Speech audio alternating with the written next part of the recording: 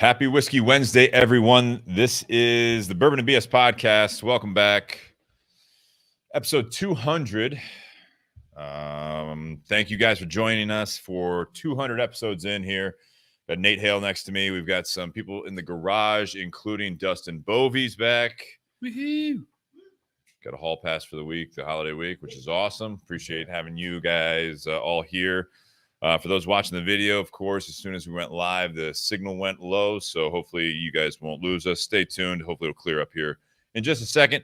I want to thank our sponsors before we bring on our special guest, Tinderbox at Easton in Columbus, Ohio. Busy week at the retail shops or brick and mortars. So make sure, hopefully, you guys are being patient and also still supporting them at the brick and mortars and all retail establishments. We appreciate all the support. And I got to tell you, people are out and about a lot this holiday season. How's it been this week? It's been great, but I do want to say it's been crazy. Just people don't know how to act. So, yeah, coming back out of the woodwork, it's been a big change there. So hopefully people are getting more acclimated to being around people again. I also want to thank Altadis USA. You see behind us, Monte Cristo, Romeo y Julieta, H. Upman, Aging Room. They have several others in their portfolio. But thanks to Josh Bentley and everyone at Altadis USA for the support there. Normally we have one of their cigars as the second featured cigar or the basically part two cigar. But thanks to having our guests tonight, we don't have them supporting us tonight with that. But they are supporting us each week with just everything. So we appreciate that. Also, BS Cigar Company, the gold and silver are available. The golds are now available in boxes. So BS Cigar Company is proud to have some cool white boxes on one of their lines, but appreciate the support. The gold is made by Plasencia, and the silver is made by Espinosa Cigars. So two great companies manufacturing those cigars for the BS Cigar Company. Check them out as well. You guys, patreon.com/bourbonandbs podcast. The monthly supporters have been fantastic. It always helps out with all the things we have to do as far as financially to get these things. Even something as small as the heater for the garage for this time of the year is very much appreciated. Because it is dropping. It's going to be 50 or 60 this weekend for Christmas, but it has dropped to like 18-degree wind chill right now. Yeah, it's what, 25, 26 outside. Yeah. So greatly appreciate all the support. You guys can check that out. There's a couple different tiers, 3 different tiers you guys can be a part of on that. It also gets you a discount for any swag at buyjack.com/bourbonandbs for shirts. Hopefully we'll have some new ones out at the beginning of the year, January. Hoping to get some more swag out there available to you. And also, if you want to just send us money for a bottle, you can do what one of our guests did and just send us a bottle. Or you can Venmo us for a one-time contribution. Venmo at Bourbon and BS. Please drink responsibly. I'm trying to go through these banners here. Please drink responsibly. We'll throw that up on the screen a few more times here tonight. But, yeah, if you guys are, especially this time of the year with the holidays, and you guys are probably a lot of people are on vacation already, and you're sitting back, hopefully smoking a cigar, having a nice whiskey or another cocktail. Yeah, drink responsibly, please. I know that's my goal. Yeah, make it to the holidays and after. Just all the time. All the time. 100%. All right. Without further ado, I want to bring on our special guest. We have a returning guest, Jonathan Herring from Forged Cigars, and actually a good friend of his, Jarrid Trudeau, who's the VP of Sales with Kristoff Cigars. First-time guest. I don't know if he's a long-time listener. I probably messed up his title. I always seem to do that. Let's find out. Gentlemen. Hello. Hello. There you when go. You wave. They can see it, but when the audio, they would just like dead air. This is a podcast. This is a podcast / Yeah. All right. Guys, welcome. Where are you guys at right now? My house in Dallas, Texas. Okay. A balmy 61. So we have the heater out, the hoodie on. Jonathan has the heater 100% pointed towards him. You have a heater right now? Oh, yeah. Jonathan is very much struggling. What's the temperature there? 61. It's basically the nicest day of all time. I agree And with you. Jonathan's in total shambles. Wow. Well, welcome, Jarrid.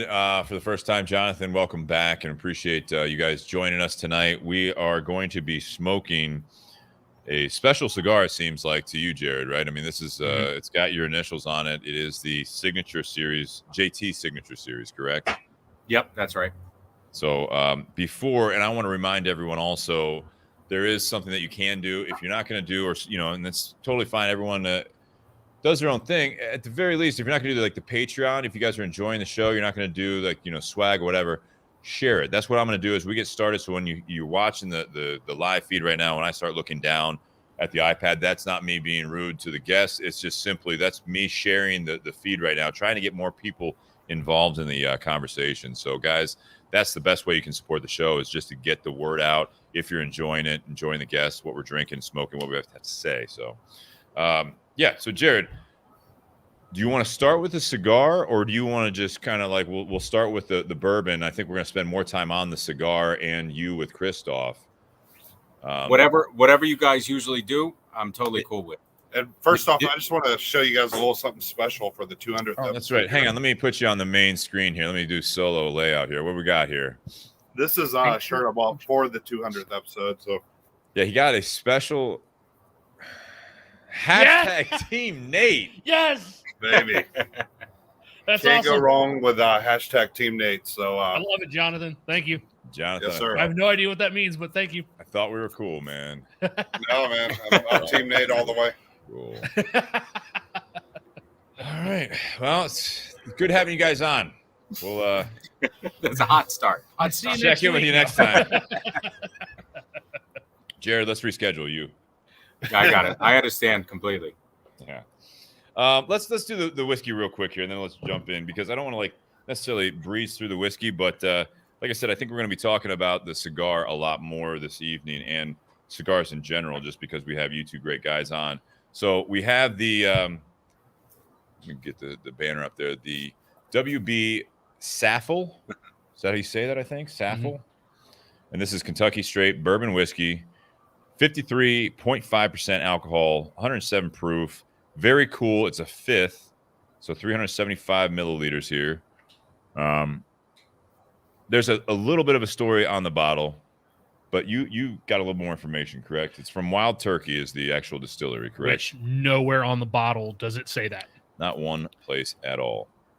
But I thought it may have been that, because you and I both had this a couple years ago, or maybe even last year, when Ann Dimick, Amy Scherzinger, and Kristen were all on the podcast. This was like the fifth bottle that Ann had brought. So by the time we actually got to it, our palates were pretty much gone.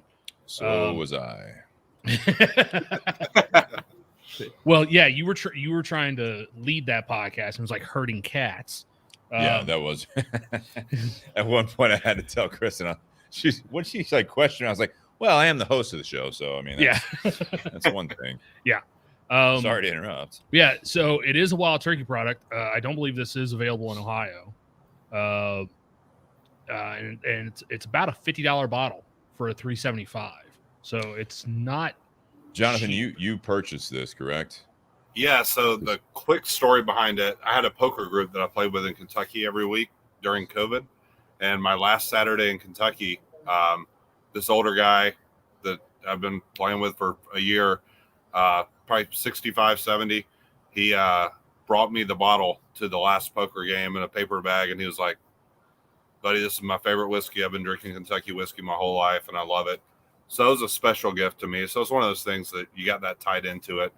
And took it home, really enjoyed it. And now I have a little standing order at my local liquor shop. I buy a bottle every couple months. And nice. They special order it for me. But it's a little taste of home being in Texas, And how much was it where you in Texas? How much was it there? I think it's about 50. Yeah. Okay. Yeah. Yeah, it's a $55 bottle. It's kind of like it's almost like that special Woodford that they do that comes in the same size, 370 double oak. Yeah, where it's $50. You can only get it at the distillery. Like it's kind like of those almost, Hudson Bays, and stuff like that. Yeah, it's almost like that.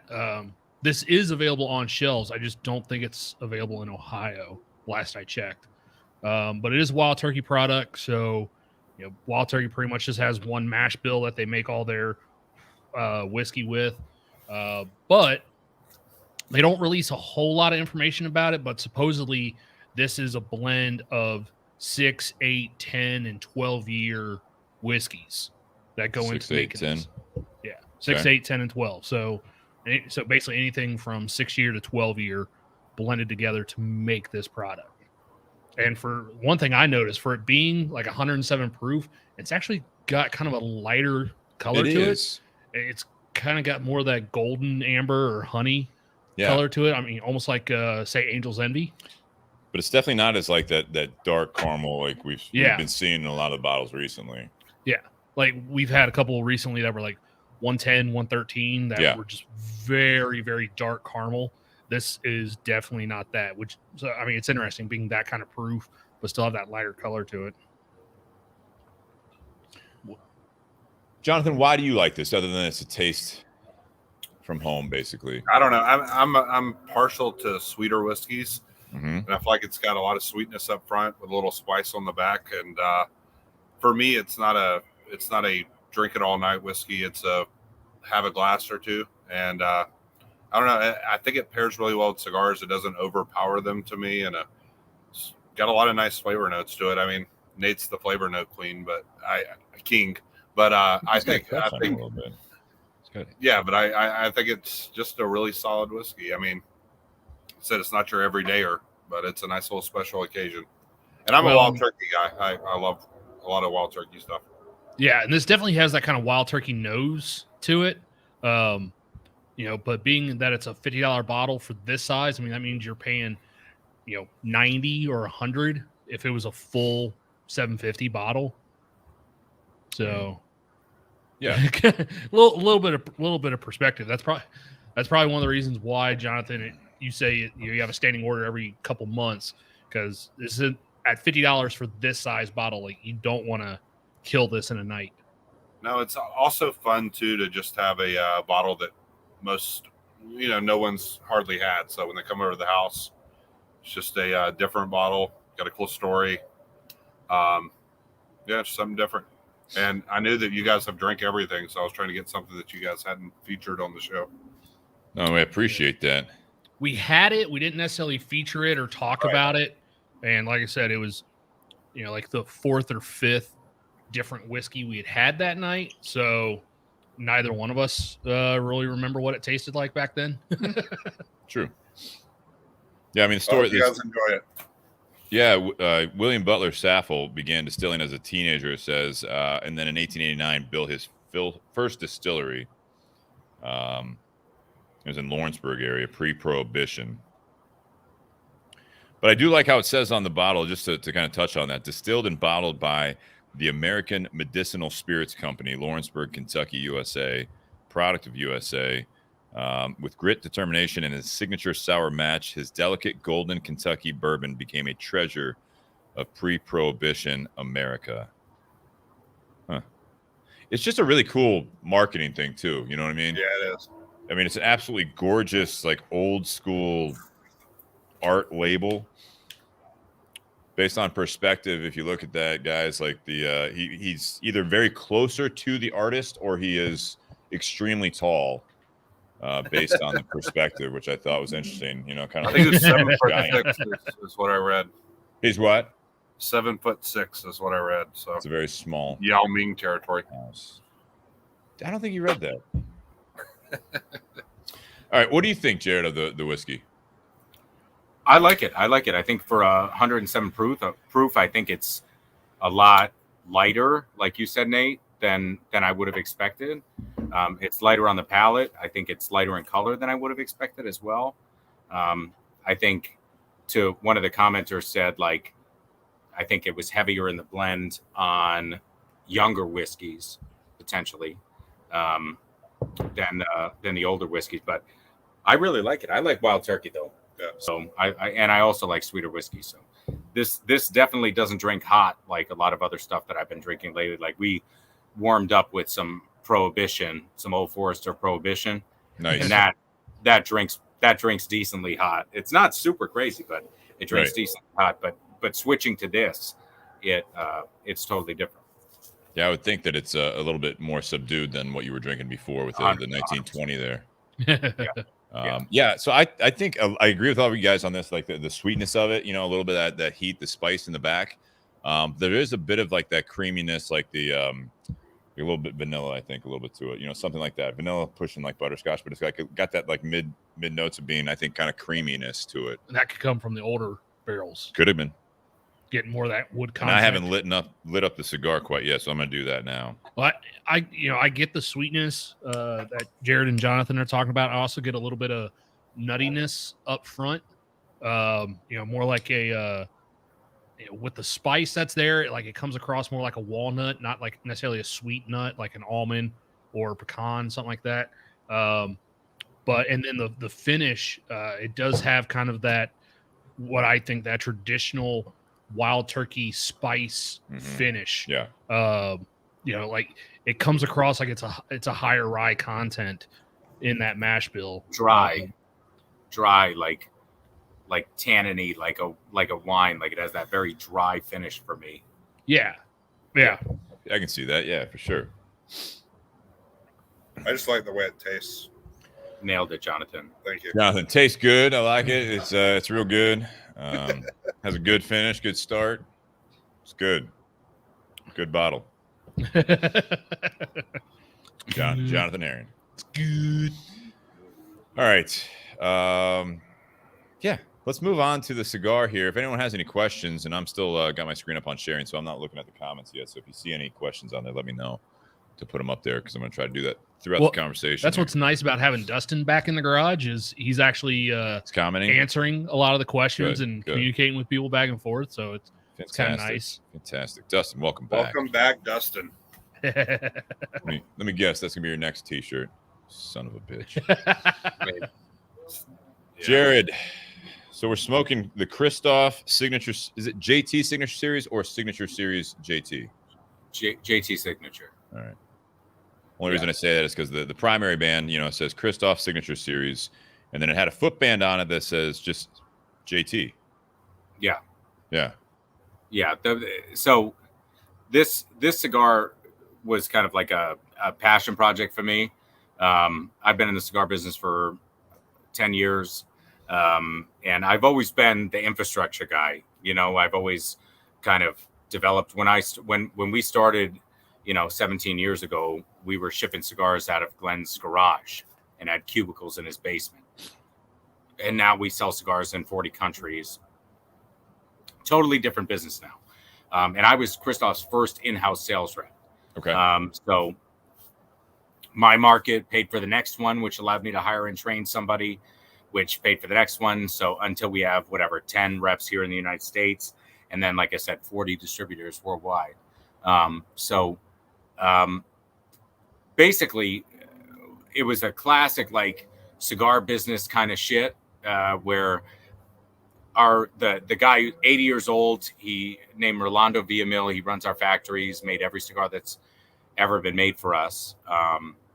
And he came to the trade show in Las Vegas in July with a sandwich bag with 3 cigars in it, and was basically like, Maho, I need you to smoke this. I need you to tell me what you think, blah, blah, blah. And so I smoked it, and I just fell in love with the wrapper. It was a Fuma, so it was a blending cigar with this HVA wrapper, which is Havana Vuelta Bajo. It's a really famous growing region in Cuba. We took the tobacco, transplanted it, and grow it in either Ecuador or wherever we think the climate is going to work out best. So anyways, I fell in love with this tobacco, and I told Glenn Case, who's the owner of Kristoff, I'm like, I really love this wrapper. And he's like, well, if you love it so much, why don't you do something with it? And I'm like, listen, man, that's not my bag. I manage the business. I manage the, the infrastructure. I'm like, but you're the blender. I've got the wrong accent for that. I'm like, let me defer to you, right? Come up with something good. And he was like, no, I want you to do it. And so I was like, well, if I do it, it's going to take as long as it takes me to get smart about this stuff. It's going to look the way that I want. It's going to smoke the way that I want. It's going to be the product. And I don't give a shit if we sell a single one. And he was kind of like, okay, like whatever, do whatever you want. But if you love the wrapper, then buy it and sell it. And I'm like, all right. So it took me 2 years. Yeah. Well, yeah. To the extent that would be the case with that blend, but it was like to like Nate, like I didn't fucking know how to do it. You know what I mean? Like I didn't know the first thing. I mean, I've been adjacent to tobacco for a long time and intimately involved to the extent that a normal person, even a cigar aficionado, somebody that was really into it, probably wouldn't be.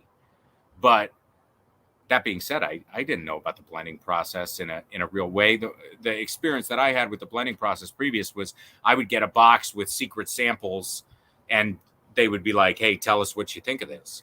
And I would say, oh, it needs, you know, this or that or whatever. But I was adjacent to the blending process. I was never the guy who had to do it. So when it came time to do it, between being back and forth in the Dominican Republic and sourcing the tobaccos and putting the blends together and all that stuff, it took 2 years. Right. And so you'll notice, like you were saying, on the footband, it's got my initials, right?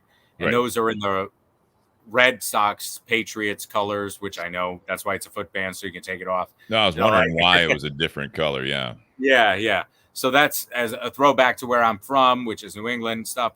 And so there's even like the box press. People are like, why'd you box press it? Like it's this artisan thing. And I'm like, at the time I lived in an apartment, I had a very small end table that my cigars would roll off and then roll onto the sidewalk, 4 floors below me. And so I made it box press so it wouldn't roll off my side table.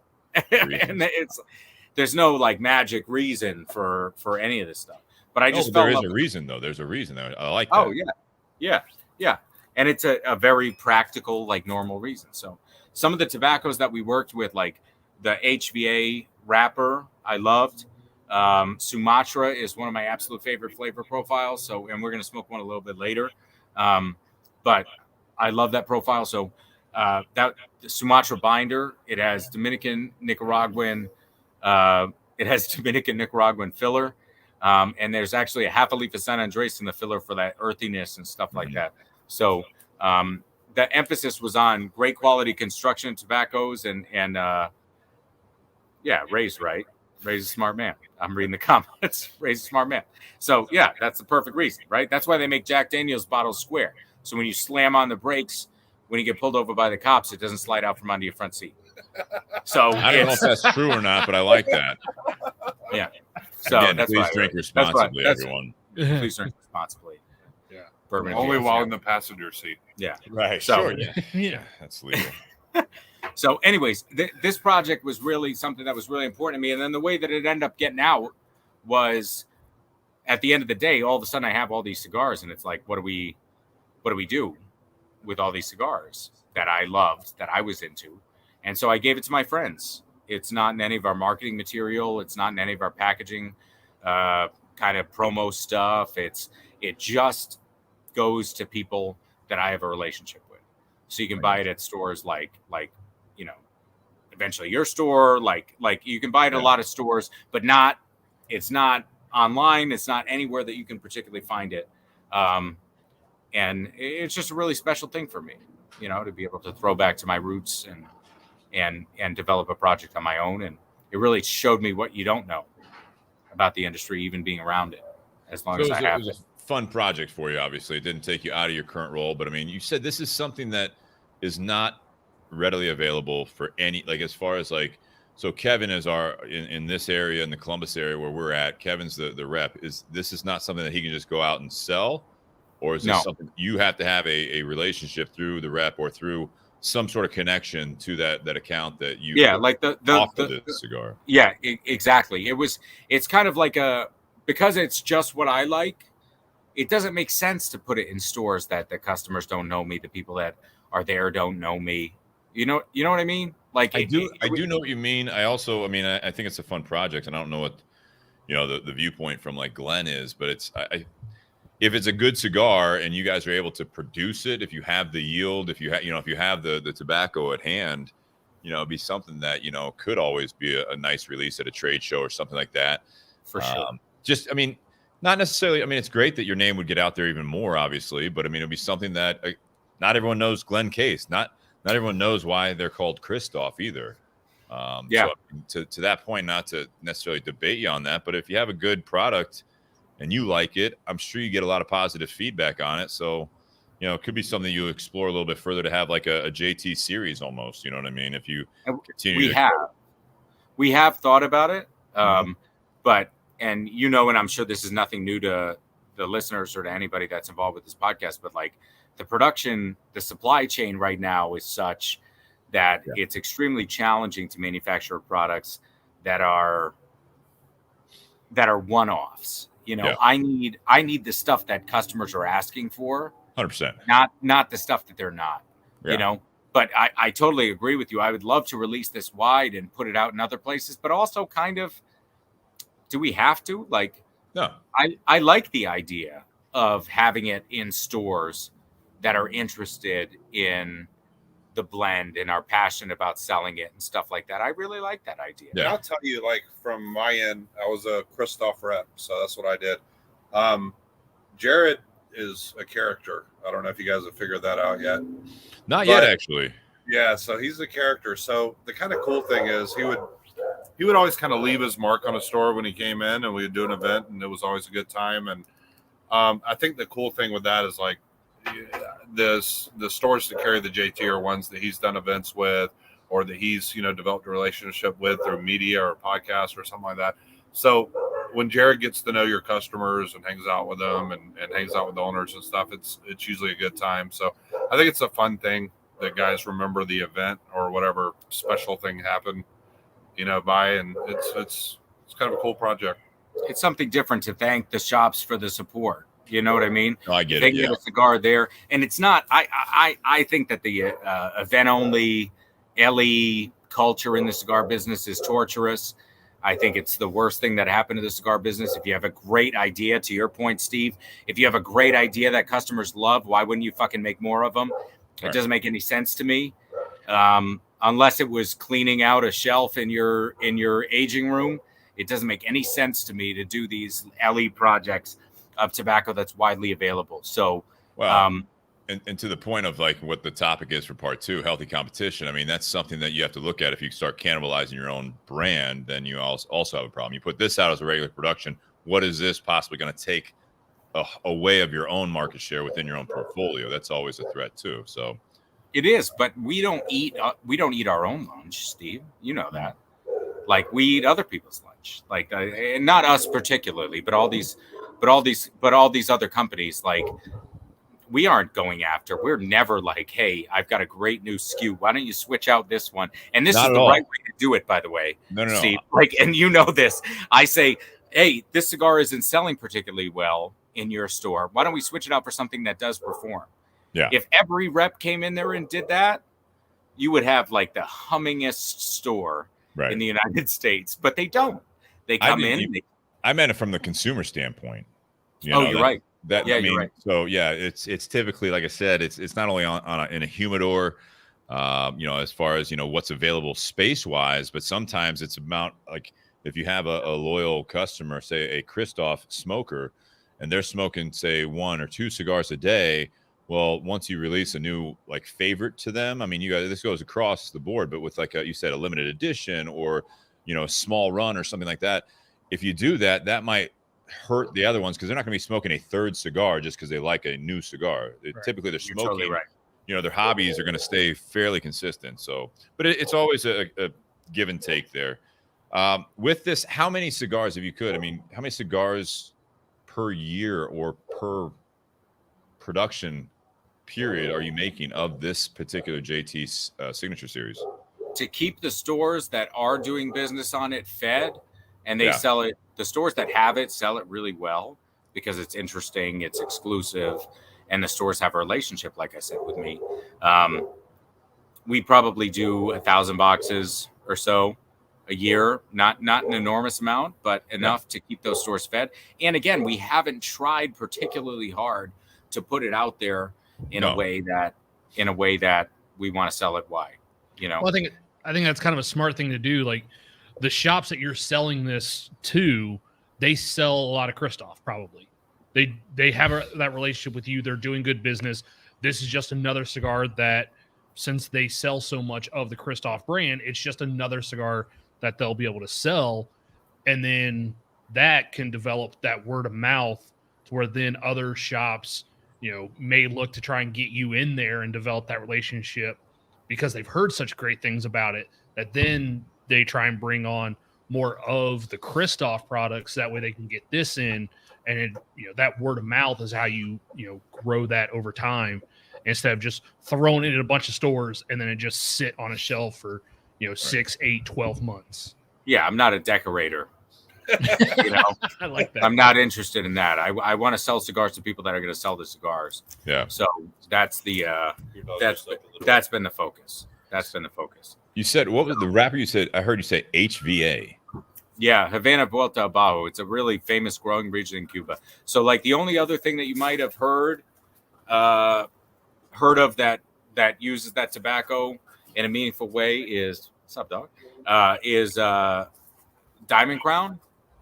Yeah. Some of their stuff uses HVA, but it's really limited. It's really difficult to source tobacco. So it's just something I just really fell in love with. Isn't there an HVA cigar company? There's HVC. HVC. Yeah. So where are you growing this wrapper at? Ecuador this year. Okay. But it changes depending from year to year, depending on the climate, you said? Yeah, we just want to make sure that the tobacco is as consistent and as true to the roots of the original HVA that I had smoked. And so I have a bunch in the humidor of the original HVA samples that we smoked. So when they are going to do a new production run, I smoke that and then I smoke this and kind of make sure that it's as consistent as we want it to be. So where was the original wrapper leaf from? Cuba. Okay. But then for the ones that you're making available to the States, like it can be Ecuador, Nicaragua, Dominican. No, it's Ecuador right now. But okay. If we have a problem with sourcing the tobacco or something like that, I want to make sure the seed can be grown in other places. So we test the waters, but right now it's Ecuador. So wait, let me get this straight. So the first time you did this, like as far as like when you're working with your blender, right? When you first started the project, were you working with a Cuban wrapper leaf on that project?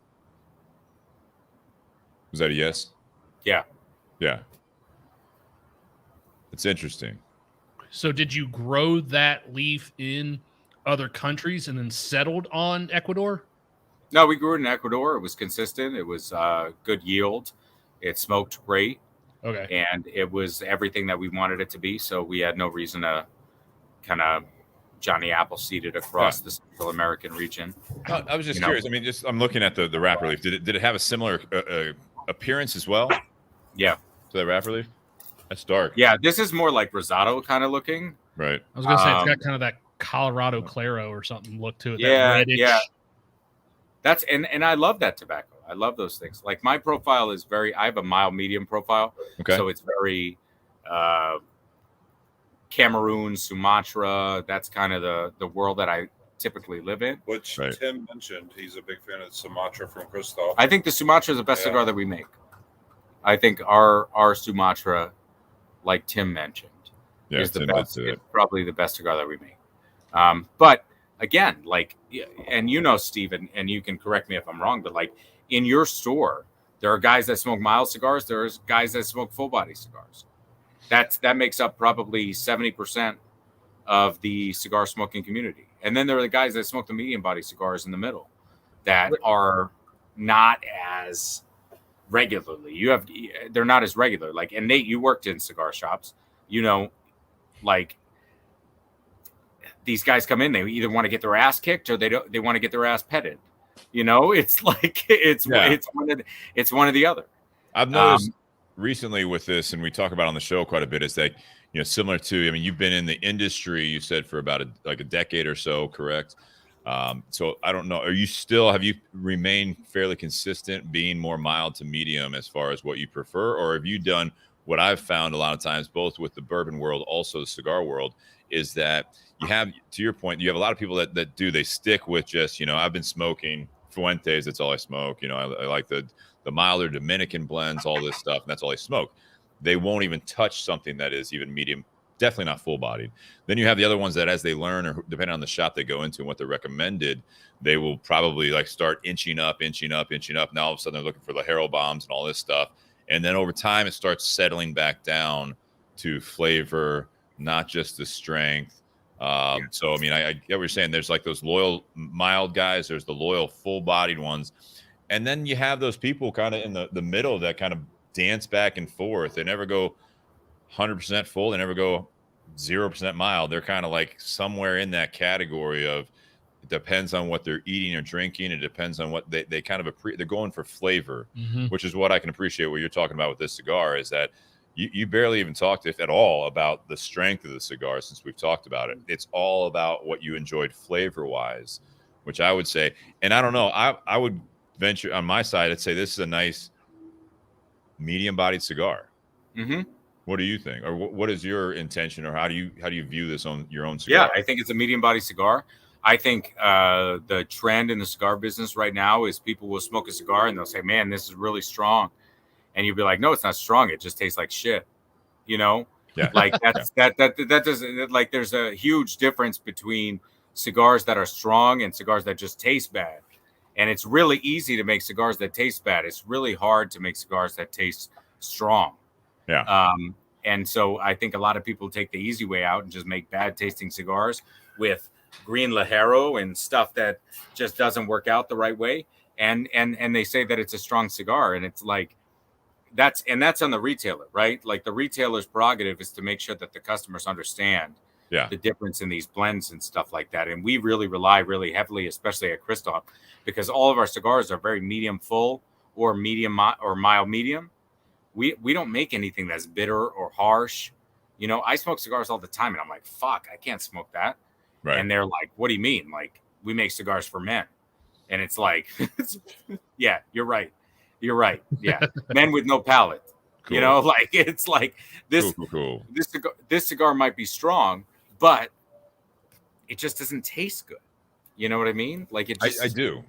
And again, that's why I see there's parallels. Well, we get that on the cigar side, you know, as far as like retailer, you think about like, you know, bartenders as well, or whatever, you know, it's as the consumers come in and you say, we talk about proof on the whiskey side, right? So if it's a high proof, they're like, oh, I can't handle that it's too strong for me.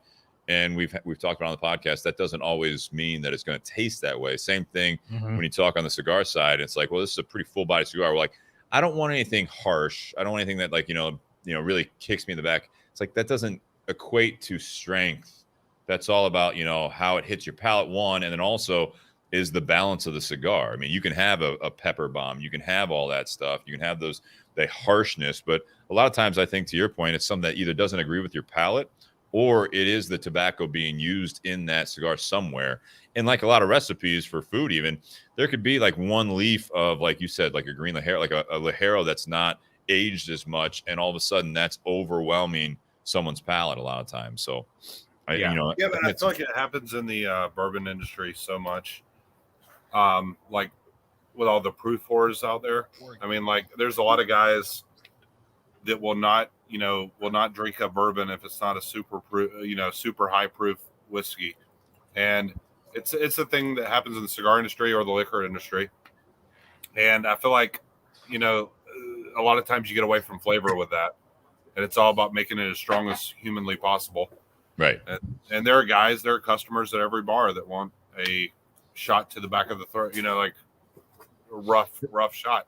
Or we got guys like Dustin here that, you know, they want single barrel and barrel proof, and they're called proof whores. No, it's not. Again, though, I've had plenty of like barrel proof, you know, some really like, you know, 120 something proof, and it's not, it's deceiving in that regard. Right. I've also had, you know, there's some local bars that do like the barrel picks and stuff like that, where there's one in particular. I'm not going to say what it is if you're in the Columbus area, but it's like, some of them are good, and then all of a sudden they'll throw one in there like, oh, this is our latest barrel pick, and it's like, you know, the person that's picking it has now reached that one, like, I feel like it's a teetering point. It's not an insult. I think this is just my own personal opinion, that you get to that point that like all they're doing is looking for something different, And so it's like you take a sip of it and you're like, oh my God, this is fucking hot and it's terrible. Like, why did you pick this barrel?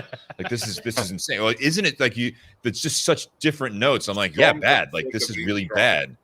Like, I don't understand why, you know what I mean? Like, you've had such good barrel picks up until this point, and then you do this one, and I'm like, yeah, it's different, but it's not a good different necessarily. Like, and yeah, I think people go through that, like I was saying with the cigars, and then they start kind of coming back down looking for the true good flavors. And it's like, I get some of the higher proofs will sell to some people, like, oh, you have a single barrel, it's 119 or 120 something. And you're like, oh yeah, let me have some of that.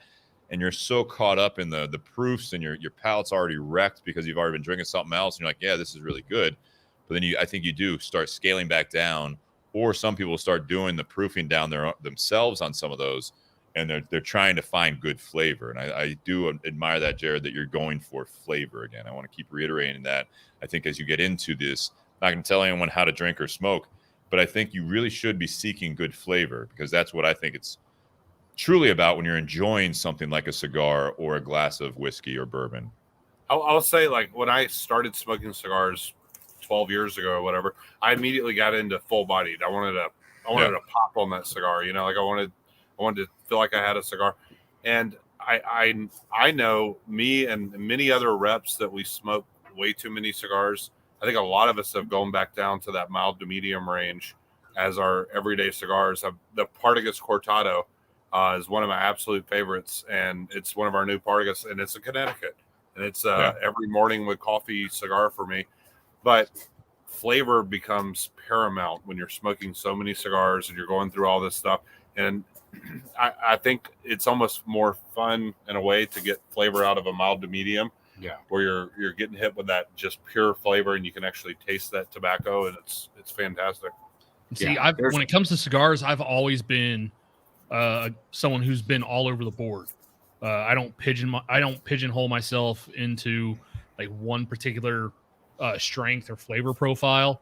Like a lot of times, the days that I'm working in the cigar shop, like I will, especially a long day, like I'll start with something more on that mild to medium, but then I'm either like working my way up to something, fuller body, but also fuller flavor. Like there's a couple cigars out there that are very full body, but there's not a whole lot of flavor to them. And so I stay away from those. If I'm going to smoke a full body cigar, like I want to have a lot of flavor as well. Nate, what cigars are you talking about? No, I'm not. I'm joking. I'm not name dropping anybody. But then also there are times where if I know I'm going to smoke a bunch of cigars in a day, like I might smoke 3 BS Golds in a day, because even though it's a medium bodied cigar and maybe I smoked something that was a little bit stronger, I like that cigar. It's a really good cigar. It's got great flavor. I know what I'm expecting. I don't necessarily want to smoke a brand new cigar as my 4th cigar of the day, because my palate's had so many other things touch it. Like I want it to be a fresh palate when I smoke a brand new cigar, but I'll smoke a BS multiple times a day just because I know that cigar and I enjoy that cigar. I'll smoke it after a full body cigar, before first cigar of the day, whatever. And Jarrid, the BS Gold is basically it's Plasencia product. It's got a Criollo wrapper on it, medium bodied. It's like right there in that middle there. So it's something so you know what he's talking about for those that don't know that cigar. Let's get back to the Kristoff though. I mean, you said the Kristoff Sumatra is your kind of favorite there, Jarrid. Yeah. Now, I mean, how big is the portfolio now with Kristoff? While we have you on here, might as well talk about the brand a little bit here. I know it's been around for, you said 17 or so years. Glenn Case has not been on the show, but we know Glenn. He's commenting. He's part of the Bourbon and BS community page. We like to see him, involved. I know he's fairly hands-on when it comes to the brand still, but definitely put, I think, a lot of, not necessarily pressure, but I mean, he relies on you to really keep it churning from what I can gather from that. But I mean, how big is the portfolio? Do you know off the top of your head how many different blends you guys have now? Yeah, we have 18 or 19 different SKUs and 3 to 5 sizes each. Okay. Plus bundle cigars, samplers, stuff like that. Yeah. So the portfolio is pretty expansive, and it ranges everywhere from the mildest stuff, machine made or mixed filler, bundle cigars to super full bodied USA Connecticut broadleaf Maduros. So it kind of fits. What is the fullest? The fullest, I don't know. I think the strongest cigar we make is Nate's favorite, which is the Corojo Limitada.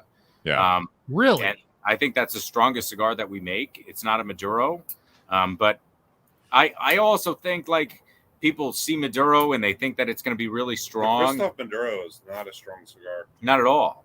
Right. Not at all. You see a cigar and you think it's dark, and the reality is like I like to think of it the way of like if you have raw onions on a sandwich, which is a fucking terrible way to conceptualize something. But like, which of your cigars taste like raw onions? None of them. None of them. Yeah, I'm just going to be super clear for the people listening. Nothing tastes like. But raw onions or caramelized onions, right? Like raw onions, bright, sharp, bitter. The flavor is in your face. Caramelized onions, sweeter, deeper, richer. Kind of that profile, and that's kind of where we ending up in like in the middle of our portfolio. But like, I think a lot of people think that the darker a cigar, the stronger it's going to be. But I think in reality, if you're somebody who thinks you like mild, medium cigars, you don't like Maduros, smoke our original Maduro. To Jonathan's point, like smoke our original Maduro, and you'll find out that it's really not that strong, and the flavors I think are going to be more in your wheelhouse than a lot of other stuff. Yeah, so it's a smooth that Maduro, the Kristoff Maduro is very smooth. I like that. Mm-hmm. Yeah. The GC I always thought was, what's that? I'm saying, what about the really, really extremely pissed off cigar? Is that not? Yeah, I mean that's strongest? I don't think so. I don't think so. That's a San Andreas natural wrapper, so it's not a Maduro, even though it's dark. And the pissed off is strong in terms of nicotine content and stuff like that, but it's not strong in terms of flavor. I mean, it's one of those ones that you sit up and smoke, and then you stand up later on in the evening and you're like, oh shit, like I've been there. Let me ask you this about the pissed off Kristoff while we have you on here. It's so I remember when that was coming out, and that was the 1 year that I've been at the trade show. It's probably 5-6 years ago now, right? The pissed off Kristoff. And when I originally was being told about it, it was like, it's, a name. It was, what we wanted to do because there were people talking about there'd be a cool name, some sort of pissed off Kristoff, whatever. And it was not necessarily going to be a very, very strong cigar. And then about 6 months later, it started really kind of hitting the mark. And you're like, oh yeah, this is the strongest nicotine level. I don't know if I misunderstood what I was told or whatever, but when I smoked it, I was kind of with you. It's like, yeah, it's not like in your face like what you would think from the name, pissed off Kristoff, like this is going to kick your ass or whatever like that. And maybe I smoke too many cigars to really have that where I smoke it and then like I'm weak in the knees when I stand up. But I thought it was actually a very flavorful cigar. I thought that, and I was always kind of, like I said, confused because I was like, well, no, the original marketing behind it and the original like description I was told was that this is just a very flavorful cigar. It's a fun name. It's a fun project. And then all of a sudden it changed. And I didn't know if that was on your guys' end or if that was through the market and like the consumers saying that this is a strong cigar. Because we've talked about other cigars in the industry that the tasting notes have just taken hold. And you talk to the person that blended it and they're like, no, I don't get that at all. But if that's what they're getting, then yeah. Cool. You know what I mean? So I don't know about that pissed off. Yeah. So the pissed off originally started, and I'll tell you the story. Like, I had It's new, just us guys. a new between us, Yeah. right? Oh, Not us on the internet. But there was a new rep that was starting with us, and flew to the Dominican Republic, and we were at dinner, and Glenn and I were talking, and it was like, we're here for a week and a half or something like that. We've really got to, work on this kind of project, and we were kind of like, what would be funny if we take this new rep and we give him this cigar that's fucking gross. Like we give him this cigar, no binder, straight Ligero, under fermented wrapper, and tell him that it's really important to us. And so I gave this kid this new cigar. He doesn't work for the company anymore, but I gave this kid the new cigar.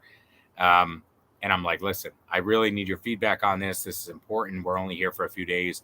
Like, please smoke it. Let me know what you think so that Glenn can make adjustments. And he smoked it. And he put it down. and I'm seeing him like kind of spinning a little bit, and I'm like, hey man, I really need some feedback on this cigar. So if you could do me a favor, make sure you get to the last third. Make sure you tell me. It was gross. I mean, it was like a baby cigar, like a baby made. Like it was not the way that you make a cigar. Right. And so finally he got to the end and he's like, you know what, Jarrid, I'm so sorry. I think I got to go back to the hotel. And I'm like, Jesus. And I'm like, okay. So I sent a driver, sent him back to the hotel. And then I look at Glenn and I'm like, neither of us were going to smoke this because we knew it would be ridiculous. And we're like, why don't we put this together like adults and see and see what happens? And so we did a San Andreas natural style wrapper. And it's for anyone who's listening, like, I know you try to draw parallels with bourbon and stuff like that, but the best parallel that I can talk about with tobacco is like with coffee. Mm-hmm. So if you have a blonde roast coffee, a coffee that hasn't been roasted or processed that much, it's going to have more caffeine than a more heavily roasted coffee. And so it's the same with tobacco. The more it's processed, the more some of those nutrients kind of matriculate their way out, and they might change this color of the tobacco, but they don't change the flavor profile. Man, these Russians really want you guys to have sex with them. The comments is what In the it's comments, referring to. yeah. But What? anyways, Comments? I'm not getting the same ones you guys are. yeah, we're getting some. We're Maybe getting they're some gross, directed towards us. maybe. specifically. Who's on YouTube here? Let me see here. It could be. We're on the Twitch switch. Oh yeah. What does that even mean? Oh, you know what it means, Steve. I don't know, I but really don't. I know it was. I know. Do you it guys was know this person? No. It's Oh, that's not. Carter's Bishop. Yeah. But anyway, so we decided to make this cigar like a regular kind of production product. And so we used a San Andreas natural style wrapper, so it maintains some of the nicotine content. In terms of the binder and filler, same thing. We use Nicaraguan product, which is typically, and it can vary, but it ends up being a little stronger sometimes, and higher nicotine content. So we tried to do what we could do to make the cigar as strong as possible while still tasting in that medium, not spicy or harsh profile. Right. And then that's how the pistol came out. And so we It's a originally fun released story. it. I mean, hazing turned into a project. That's cool. The first shop I ever worked at was when the Pissed Off came out, and that was the first cigar I ever smoked that I used the term pepper bomb on, and that was mainly through the retrohale. And there was one particular customer I had that I knew he loved peppery cigars, and I was like, "You got to try this new cigar," and it was the Pissed Off. And he's like, "Yeah, that's pretty good." And I said, "Now retrohale it, take it through the nose." And he did, and literally his eyes started watering and he started choking up. And he goes, "Man, this thing is making my eyes burn. This may be my new favorite cigar." These guys are masochists, man. Yeah, it might be. That's all they care for. It's a popular cigar, though. It's so that cigar is in our top 10 selling SKUs. It has been since it came out. Yeah. And we released it in 10 count boxes because we were like, shit, like this is kind of a weird project and we're going to see kind of what happens.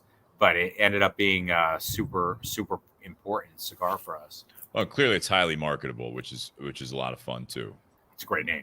It's a great name. Absolutely. Great name. Great mark. Black with like that deep red, right? If I recall. Yeah. Yep. Going back to this cigar, Jonathan, what's your take on the JT? I've always enjoyed it. It fits in that medium but super flavorful profile for me. Yeah. I obviously love Jarrid, so I wanted to like it immediately, just like the whiskey, because a friend gave it to me. So that hit for me. But I like the retro on it a lot. I get like these weird, like almost like cinnamony baking spice notes when I retro it. Got a nice spice too, yeah. Yeah, I think it's just fun, and it's a great medium cigar. To me, it's pairing really well with the whiskey. I'm going to rate it. I'm kidding. We're not rating it. We can't. There you go. But no, I think it's fantastic. I think they did a great job with it.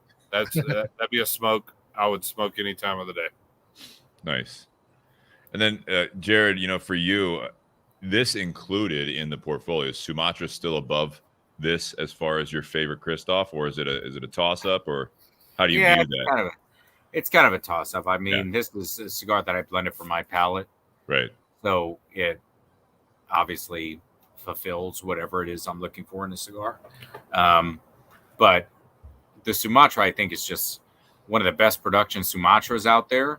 Yeah. And I think I think that stands on its own in terms of the rest of the profile. So between that, the Cameroon, and this, that's kind of the wheelhouse that I live in. You know? And I get some. Mine was the Habano when I was a rep for Kristoff. Oh, really? Yeah. I love that cigar. It came out while I was there, but man, I really like that cigar. I think they did a great job with it. But Corojo Limitada and Habano. Corojo is too strong for me. See, I always thought the Corojo Limitada was more medium, and the first time I ever smoked that cigar, I actually, some people may laugh, I actually got this citrus note from that cigar. Yeah, and, like orangey. It was that orange citrus. That was 93 rated, right? 93 rated. That was the number 11 cigar of the year in 2012 in Cigar Aficionado, behind 5 fucking Cubans. So that was helpful that they did that. That's always, the Corojo Limitada has always been my favorite Kristoff cigar. Unfortunately, all the different cigar shops that I've worked at over my 10 years in the industry, like a lot of the shops that I worked at eventually didn't carry it because it was one of the slower sellers of Kristoff. It just sits in the middle, It's one of those where if you don't have a lot of medium body, because our Maduros are really good and they sell really well, and so and again, it might not be your shop, but they sell really well across the country. So it's like we focus on that a little bit more than we focus on other stuff, And it makes sense. I mean, I think your original, the Criollo, the Maduro, the GC has always, been one of my favorites. Yeah. You use quite a bit of Brazilian tobacco in a lot of your blends too, which it's interesting. I love the Kristoff pack. Okay, I love the look of the Kristoff packaging. Here it comes. I fucking hate opening a box of those and trying to pull the first cigar out of there. It looks amazing until you sell one. What's that? It looks amazing until you sell one of them. Yeah. Well, yeah, because I mean, the box it's got the tobacco like filler like around the cigar. Great idea, by the way. Like you have on most, if not all of them, you have that pigtail. This one had an very enhanced, if you will, pigtail. The JT, it was very very. There's one dude that rolls these, and sometimes he gets pretty enthusiastic. It was intense. I mean, it's What's his name? Do you know his name? I don't know his name. Oh, your pigtail is actually a lot bigger than the one I had. Thank you. But so the thing I noticed about it is that between like the pigtails on it, they're rarely broken off. Like a lot of cigars, you'll see that they either have like a fan, cap to it, or they have the pigtail. A lot of them break off in the packaging. With yours, they have that. It's surrounded all it's all 20 count boxes for the most part, correct? So the Kristoff, 20 count boxes, they're nice, like almost rustic looking boxes for the most part. Again, I want to say you guys went through a marketing rebranding on a lot of them, because I thought that a lot of it was like very subdued and very classic old world style. But a lot of times, like in at Tinderbox, it's all in bins, so they kind of get lost. It kind of gets lost in the bins as far as that goes. But it's got this like great surrounding around with like, is it tobacco in there? Yeah, it's actual tobacco around there, and so then they're in there with. Then they have a ribbon. They have the flip out. Have like a shelf talker, if you will, built into the box, and it gives you the breakdown, a little bit of the description of the blend. It's fantastic. But like I said, as soon as you try to bring out that first cigar, because they are so nicely and tightly packed in there to secure them, I will say, though, that you are one of the few companies that rarely do we have a cracked cigar, and you guys don't use a whole lot. I mean, this one had a foot band on it, but you don't use a whole lot of foot bands on there. They're celloed, but it's great packaging from a function standpoint, and then from a presentation following that, I think it's just awesome. I really do. How does this one come, the JT Signature Series? So it comes in 20 count boxes. The actual box lid has my signature on it and stuff like that. Nice. And no tobacco all right. in those boxes. But so a bunch of broken ones, but it's easy to get out. See, a lot of these factories that people do business with and stuff like that, like they have like a lady with bananas on her head or chickens in her living room or something like that, on the painted on the wall of the factory. We have quality, consistency, availability written in English and in Spanish on our factory wall. That's fair. We want the product to be a high quality, and the pigtail, like, well, it may be like kind of a novel selling point. It allows us to peel back the wrapper and draw test every cigar that comes out of our factory. So most manufacturers, when they make flat cap cigars, they take one out of the wheel of 50, they cut it, they put it on a draw testing machine, and if that works, they assume the other 49 are correct. Well, that's 2% of the sample that end up getting tested by the time it gets to the shelf. So with Kristoff, when you peel back the wrapper and stuff like that, every cigar that comes out of the factory is draw tested.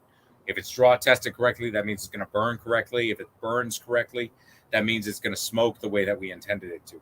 And you know what? You still might not like it. You know? Well, yeah. I mean, you got the expansion from humidity changes and things like that. I mean, that's part of a handmade product. But at the end of the day, it's not going to feel like you got beat by a cigar. You know, if you've got $10 to spend on a cigar and you spend it on something that's going to crack and taste like shit, you're going to be upset. You know, Absolutely. But you know, before our cigars leave the factory, they're going to be perfect in terms of construction, and that's almost every problem that anybody has ever had in the history of cigars with the cigar goes down to construction and the way the cigar was put together. So we try to do what we can to mitigate that risk, and we try to do what we can to make sure that the cigar is going to taste the way that we want. I'll tell a quick story, and this is Kristoff base, so it's the last one on that front because I work for a different company. But I went down to the factory with these guys. We're not talking about you, Jonathan, right now. Yeah, when I was working for Kristoff, I went down to the factory, and the guy Rolando that he mentioned earlier, he's the guy. I mean, he's the guy in charge of the factory. He does a great job. And we would get to the hotel every morning. He would get to the hotel to pick us up, and we'd leave at 9:00. And so I found out early on that Rolando was getting there at like 7:00 and sitting outside. So I was like, well, this is a great chance to get some information. The guy speaks way better English than I do Spanish. So we were able to get conversations going. But I would sit down there. I would get up at 7:00 just to sit down there with this guy and talk to him. And he had such amazing things to share with me. He's so passionate. He's been in the business forever, and he still just absolutely loves it. So I'd sit on the patio with him even before the hotel staff got up to do their big musical number in the morning, and learned a lot from the guy. But it was cool to see the passion and how much the guy was into it, and he's hands-on every day in the factory, and his focus is Kristoff, so it's pretty cool. That is neat. I mean, that translates obviously in the product, right? When you have that from creation to people's experiences with them. Steve, did you know I actually interviewed with Kristoff? Oh, here we go. With Glenn Case on the phone about 5 years ago. No, Nate. How did it go? I actually talked to Glenn about working for him. This was while I was working at AEP, which I still. This is when Robin left, right? I don't remember. Oh yeah, it would have been after Robin. Yeah, it was about 5 years ago. I remember that. I was on a work trip, and I was in Chicago when Glenn called me on the phone, and so I was sitting in my cubicle talking to Glenn for a little bit. So, great dude. I've never met him in person, but it was. He really is a fantastic guy, man. He was definitely a joy to talk to. All right. I like Ray's comment. No. The interview went fine. Glenn didn't have a problem with me. Let's put it that way. All right. I'm not going down. I'm not fighting. It's a big territory. It's a big territory. It was actually bigger than it was bigger territory than the company I just worked for was. Yeah. That was my issue. Yeah. I hope you guys grow to a point that you can get a little bit smaller territories, because that is one of the things that we have, from the at least Columbus, Ohio market, is that it's a gigantic territory that Kevin has to travel And when we see him, it's great, but it's that when we see him type stuff, you know what I mean? So Yeah. It's a tough competition, you know, for a company like yours. From my viewpoint in Columbus, Ohio, because some of your competition, we're going to talk about healthy competition, but you know, from Jonathan's standpoint, where he's working for a larger company that has, you know, at least a little bit tighter territories, it's easier to maintain the relationships there with not only the retailers, but actually the people that are in the shops.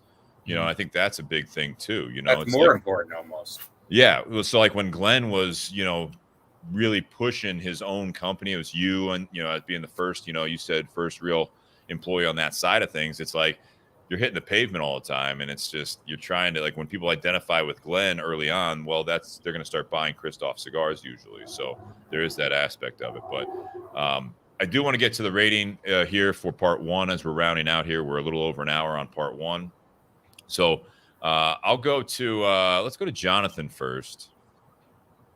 Jonathan, whiskey, cigar, and pairing. For those listening for the first time, we do an out of 10, 10 being the best rating for the whiskey, the cigar, and the pairing. So there's 3 different ratings. Jonathan, what do you got? I mean, the whiskey, like I said, means a lot to me. It was a friend that kind of turned me on to it. So I'm sure that factors into where I'm going with it. But the whiskey's a 9. I mean, I love it. It's a go-to for me in a special occasion kind of way, or had a really good day on the road, sold a lot of cigars. Yeah. Let's have a glass of this. It's also wild turkey, where I have been to the distillery, I think 3 times. And one time I went was on my honeymoon, actually, in Kentucky. Not my honeymoon. Oh, my God. My bad you're going to your honeymoon in Kentucky. My bachelor party. Jesus Christ. My wife would fucking kill me. Yeah, that's not a, yeah. So Jimmy Russell was there, and talked to him a long time about marriage and life, and just so anyway, I have a soft spot in my heart for wild turkey. So Yeah. So I'll give it a 9. The cigar, I think it's absolutely fantastic. I would smoke it anytime. It's a cigar you can smoke in the morning or in the evenings. I think it's a great medium-bodied cigar. I think there's a lot of flavor variances in it. I think it's a very flavorful cigar. So I give it a 9 as well. We'll give the pairing a 9.5. So I thought it was fantastic. Yeah. Wow. I think it goes well together. Neither one overpower each other. They taste great together. Enjoy it. Nice. Nate, how about you? Oh, you don't want to do Justin? Nate, how about you? Okay. So if I was going just off of the taste of the whiskey, I would give it an 8, which falls in line with other wild turkey products. However, this is one of those where, for me, price definitely comes into play. And so, because this is $50 for a $3.75, the price knocks it down to a 7. Wow. But if it was $50 for a $7.50, I would give it an 8. The fact that it's half that, I knock it down a point to a 7. Hey, Russian judge, see if I send you another bottle. I'm kidding. Hey, what's your shirt say? Team Steve. Yeah, well, Oh, too late. It'd be great if you would have made it a reversible one. Yes, that would have been. Yeah. All right, next time. I don't have that kind of money. On the cigar, I'm going to give the cigar an 8. I enjoy the flavor of the cigar. The only negative I have about the cigar is the ash is just very, very flaky. Like, it's just, I don't have that. For me, it's just constantly, like, I got ash all over the place. It's not one of those cigars I can sit there and actually build an ash on. Like, it always wants to fall off in bits, and so I'm sitting there like, the ashtray I'm using doesn't have any solid chunks of ash. It's just a bunch of little flakes of it. But that, again, that's my only negative, is for me, it just has a very light ash. As far as the pairing, I'm an 8 on the pairing. I agree with Jonathan that they go well together. One doesn't overpower the other. I would give it higher than an 8 for the pairing if, like, one brought out more flavor than the other. Man, these from the other commenters, Nate. These commenters, they're ruthless. Yeah, well, I tend to draw that out from people. He's called the Russian judge. Is that he's right? So tough. Is that right? Yeah. Yeah, that's my reputation. But no, it's a good cigar. It's a good whiskey. Again, like Jonathan said, they don't overpower one another. So anytime I have a pairing where they go well together and they don't overpower, like that's typically going to be in that 7 to 8 rating for me. What takes it over that is if one actually enhances the other. Then that's when I start getting into that 9 and 10 pairing. But no, they go well together because you going from the whiskey to the cigar or vice versa, you can still taste both. Jarrid, what do you got? I more or less agree with Nate. I think I've never More smoked or ash less. in my entire life. I have no idea what he's talking about there, but I feel like So that's the less agree thing. that's the less part. Okay. But more agree part is I think the whiskey is an 8. I think it's good. I think it is balanced. I think it doesn't overpower anything you're smoking. I think the cigar, that's exactly how I intended it, Nate. To your point, like I wanted it to be balanced. I wanted it to be medium bodied. I didn't want it to sing over anything that you were smoking. And I think this cigar could do that, not only with this whiskey, but with a lot of other whiskeys. And I think it'd be a great pairing cigar for a lot of other things. And I think the pairing as a whole, I think would be an 8. I think for my palate with this cigar, I would probably want something that maybe a little sweeter, maybe a little richer, like Basil Hayden Dark Rye or, something like that. Okay. That kind of put it together. Because I don't think the cigar has an enormous amount of sweetness. No. I think everything you guys were picking up on with the spice and baking spices and things like that, I think is spot on. So I think a little bit of sweetness and richness, I think would have been big. I think this whiskey does have some sweetness to it, but I don't think it's that really deep, dark kind of minerally sweetness that you would get from a lot of other whiskeys. So sure. I think I would give the pairing as a whole an 8, 8.5. I don't know if you go on a pizza scale or what scale you'd like. So I think I would give the pairing an 8.5. I think Ray's a very smart man. I would like to say that. But above and beyond that. Don't hit your wagon to Ray. I mean, yeah. Is Ray not the guy, the horse to bet on? You don't hit your wagon. Ray's fantastic. He would like some Kristoffs in Vietnam, however. So Ray is smoking right now in Vietnam in the morning, watching the show. He watches it every Thursday morning in Vietnam. Thank you, Ray. We appreciate you. What was your rating on the cigar? 8. Cigar, 8.5. All right. So for me, the whiskey. He says thanks. Ray does. The whiskey, I like this. This has got, as I've gotten more into it, it's got a little bit more of a longer finish, which I appreciate. And I think that's something that I did take a couple sips of this before I lit up the cigar. And as I've had the pairing, as we've talked for the last hour, it is kind of built nicely. I like that. It's kind of, it's more of a continuing experience. It's not just like, all right, take a sip of the whiskey. It's good. It's gone now, the cigar and all that stuff. So I'll get to that in the pairing a little bit. But these types of projects, I don't know because we don't have someone from Wild Turkey on or someone that knows a great amount of detail on this type of a project.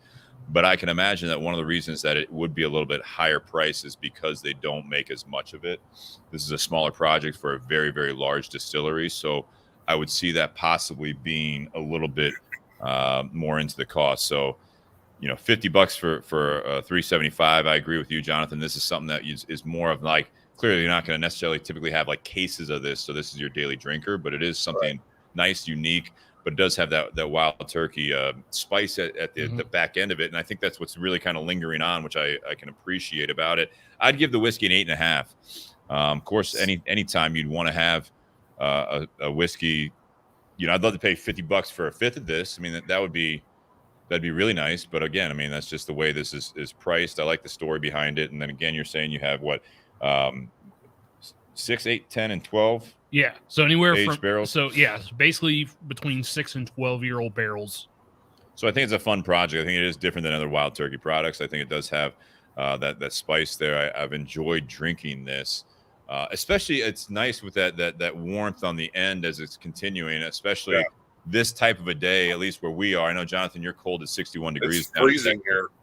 Freezing 60. 59. 59. Now you're talking. I'm surprised you guys don't have big coats on, but here it's a bit chilly here in Columbus, Ohio, and I think that it goes really, really nice on an evening. As a nightcap. It would definitely be something that it would be like, to your point, Jonathan, at the end of a good day, like on the road or whatever, you pour a glass of this, sit back, and kind of just reflect and enjoy the end of the evening. Especially because Jonathan doesn't have a lot of good days. Well, that's why it's a smaller bottle. Yeah, that's right. Yeah. That'll last me 3-4 years. 4 ounces at a time. It'll last him 9 drinks. It's Hey, and Steve, I want to give a quick shout out. You guys have people in the garage. We also have a person on the patio. I see. So, yeah. Guillermo, he's the rep for Kristoff down here in Texas and Nice. Dallas area. Guillermo, nice to see you. Hey, Guillermo's going to jump in real quick. Yep, there he is. Howdy. Yeah, fantastic dude. And so we have guests as well. I like it. I mean, it's not a competition, but that's cool. I'm just letting you know. Have Healthy you ever had competition. guests on that head guest? I like it. Guest upon guest upon guest. Yeah. The cigar, I'm going to come out with an 8.5. It's hearing you describe it, Jarrid. It's neat because I'm not a big Cameroon guy. I like some Sumatra cigars. I do like the Kristoff Sumatra. Mhm. There's an earthiness to this cigar that it's neat for me. And again, I didn't smoke it. This is the first time enjoying the cigar, but I have not smoked it by itself without whiskey. So I can't give it anything more than what I'm doing right now. There is a little bit of earthiness to it it's dancing for me a fine line between like real earthy and almost like has a bitter finish, but it never hits that. That's the nice thing about it. I do like that about the cigar because it does have in the retrohale a little bit. I don't know if it's pepper or spice. Jonathan, how'd you describe the retro? I got a little like cinnamon and baking spices. Definitely baking spice. There's a nice retrohale to the cigar. For those that are newer to cigars or they're bourbon people, the retro is when you push the smoke through the nose without inhaling, but it really hits the nasal cavity and brings out some different experience from smoking a cigar. And that's where I really like it because it is an enjoyable one that you can keep enjoying as you smoke it. Some Cameroons, which I know you didn't really mention that's in this, but that's where your flavor profile is. They're a little dry to me. And people talk about, I think, some Cameroon sweetness sometimes. I never get that. That just doesn't hit my palate well. So when I give this an 8.5, that's to me, it's a high rating based on where we're at with what you're like. Where Nate, he likes Cameroon, he likes the Sumatra. This is right up his alley as far as that goes. For me, I had a great construction on mine. That's why when Nate said that it was flaky, I didn't have as much, but I also don't necessarily try to hold an ash while doing the show. But I've had a great draw. It's been a great, it's lasted the entire hour. Yeah, draw's been fine. Toro, Shannon's smoking it. These guys are smoking. Everyone's on their cigar. It lasted a full hour while doing this. We're talking. They're just hanging out and they're enjoying it still. And there's a lot of smoke to the cigar. I will say that the draw. I loved how you talked about that, Jarrid, with the factory and how you guys are doing the construction with the pigtail. There's a closed foot on the cigar, which was cool, like a kind of a looser closed foot on it. You got to taste that wrapper right off the rip. I do like the cigar quite a bit. As I was smoking it, it kind of at one point I almost remembered back recently when we did the Nica Rustica, where the cigar it just had plumes of smoke coming off of it, even without drawing on the cigar, like it was constantly giving off smoke. Yeah, it stays lit. I haven't had to do a whole lot of touch ups or relights to it even while talking. So I mean, I think it's 8.5 for sure. I think it's a great cigar. I think if it was more my flavor profile, to some of your guys' points, I think I would probably be in the 9 range for sure. I would say with the pairing, I'm actually going to give the pairing a 9 because I do actually enjoy going back and forth between the whiskey and the cigar. I kind of compare it to, it's not my favorite meal. Like it's not what I would always order on a menu, but when I got it, I'm like, this is actually really good. Mm-hmm. You know, it's like if you're not really a big, fish guy and you're just like, oh, I'll just try the salmon or whatever. And it's like, wow, that was really good. I wish I would have ordered the steak, but that was really good. That kind of a thing. Like, this is not necessarily one that I'm going to be like, I always have to try to reproduce this pairing, but I give it a 9 because I think it's really, to me, it's a nice match. So does anyone else, Sean or anyone else want to chime in? Shannon? Or Guillermo? Guillermo's right. Is he doing it? Do you have a rating? Oh, you're on the whiskey 9 for sure. Guillermo says 9 on the whiskey. He loves go. it. Yeah. Put that on your spreadsheet. Wow. I only keep track of 4 This is ratings. hostile for a Team Nate I guy. know. I'm a Team This Nate guy. This is for a Team Nate guy. I expect more on I a get Nate. it. The T-shirt's ironic. Go ahead, Sean. Finally, someone got it, Steve. I liked the cigar. I think was really good. I enjoyed it a lot. I love the retro hail quite a bit. Kind of a floral, earthy for me, but I just really it complemented the wild turkey as well. I think the cigar itself, I'll probably give it a 9. I'd definitely buy one. Do you guys sell these or no? No. Okay. No, Tinderbox does not have this. Okay. It was delicious. I'm still smoking it. Sean, Tinderbox certainly could. What do you say? Tinderbox could. Oh, okay. First time meeting Jarrid, but yeah, it's on us. Yeah, so it's definitely it's up there for one of my ones I definitely buy one if you were at Tinderbox or ever. All right, move on. Come Okay, sorry. Jesus. I'm trying to I get going definitely, here. if I were Sorry. you, I'd keep harping on the fact that Tinderbox should carry. Oh yeah. Oh God. Yeah. The whiskey is I'd give it an 8.5. It's pretty good. It's real sweet on the front end, gives you that hug on the back end, which is good for a cold night like this. Yeah. I think they paired well together. I'd probably give out an 8.5 as well. Overall, I think both selections are really good. I'd definitely get the cigar again. I don't know if I'd spend that much money for that small of a bottle. It's kind of pricey. I think it's gonna hinder a lot of people purchasing it. Dustin, you want to chime in there? Dustin will round us out here. Yeah, so I didn't get the chance to try the whiskey yet, but the cigar is very, very well constructed. Ton of smoke, like Steve said. I had kind of a similar issue with the ashing. However, overall, the flavor Dustin, profile you're was fucking really great. hammered. If those bottles were any indication. Yeah, no, it's a mess. That up wasn't there. Dustin. It's a That shit was show. that All was right. someone 8 Go feet ahead, away. Dustin. Yeah, that was not me, surprisingly. But I think overall the flavor profile on the cigar is really fantastic. A lot of those baking spices, like you guys mentioned. I did have the Elvis rye that was here in the garage, and I think that paired very well with it. Okay. To your point, Jarrid, I don't know that a Basil Hayden dark rye would fit. I think it'd be a little too sweet. However, a port finish, like Yippee-Ki-Yay by High West, where they don't. Oh my God, I love that whiskey. Yeah, where they don't necessarily add port wine to it, but it still has that fruitiness to it. It's the Oloroso casks that they're aged in. Yeah. Yeah. No, I think you're totally right. I love that whiskey. Yeah, the Elvis here had some of those baking spices in it, but also had a slight sweetness, which is unique for a rye. But I think it paired very, very well together. The cigar overall, I'd probably give it an 8.5, and then paired with the Elvis, I'd definitely give it a 9.5. Nice. Nice. All right. Well, with that, we're going to round out part 1 here. So I want to thank, again, our sponsors, Tinderbox at Easton in Columbus, Ohio. I want to thank Altadis USA. I want to thank BS Cigar Company, everyone on patreon.com/Bourbon and BS podcast for the monthly contributions to the show. That really helps us do this and keeps it going for us. You can also Venmo at Bourbon and BS. If you guys like the swag, I know Nate was upset that he had to cover up the shirt. I've got the original throwback, by the way, as we take off. You can't barely read mine, but Can you buy this shirt on the store? you can't. You cannot. Okay. Hashtag Team Nate is not on the store. A lot of things you can't buy tonight on tonight's episode. Wow. Well, it's the first time we're seeing a lot of it. So Whiskey in the oh, damn. man. Like Jonathan said, Jonathan wanted to do that shirt for the 200th episode. yeah, not what I expected, but I appreciate the creativity. With that, guys, we're going to kind of do a quick intermission. If you're listening to the audio only after the fact, click to part 2.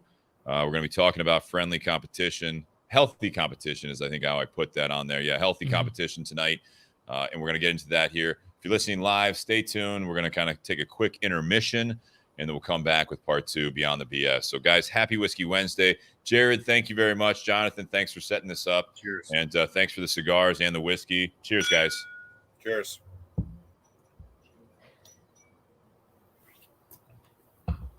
Clear.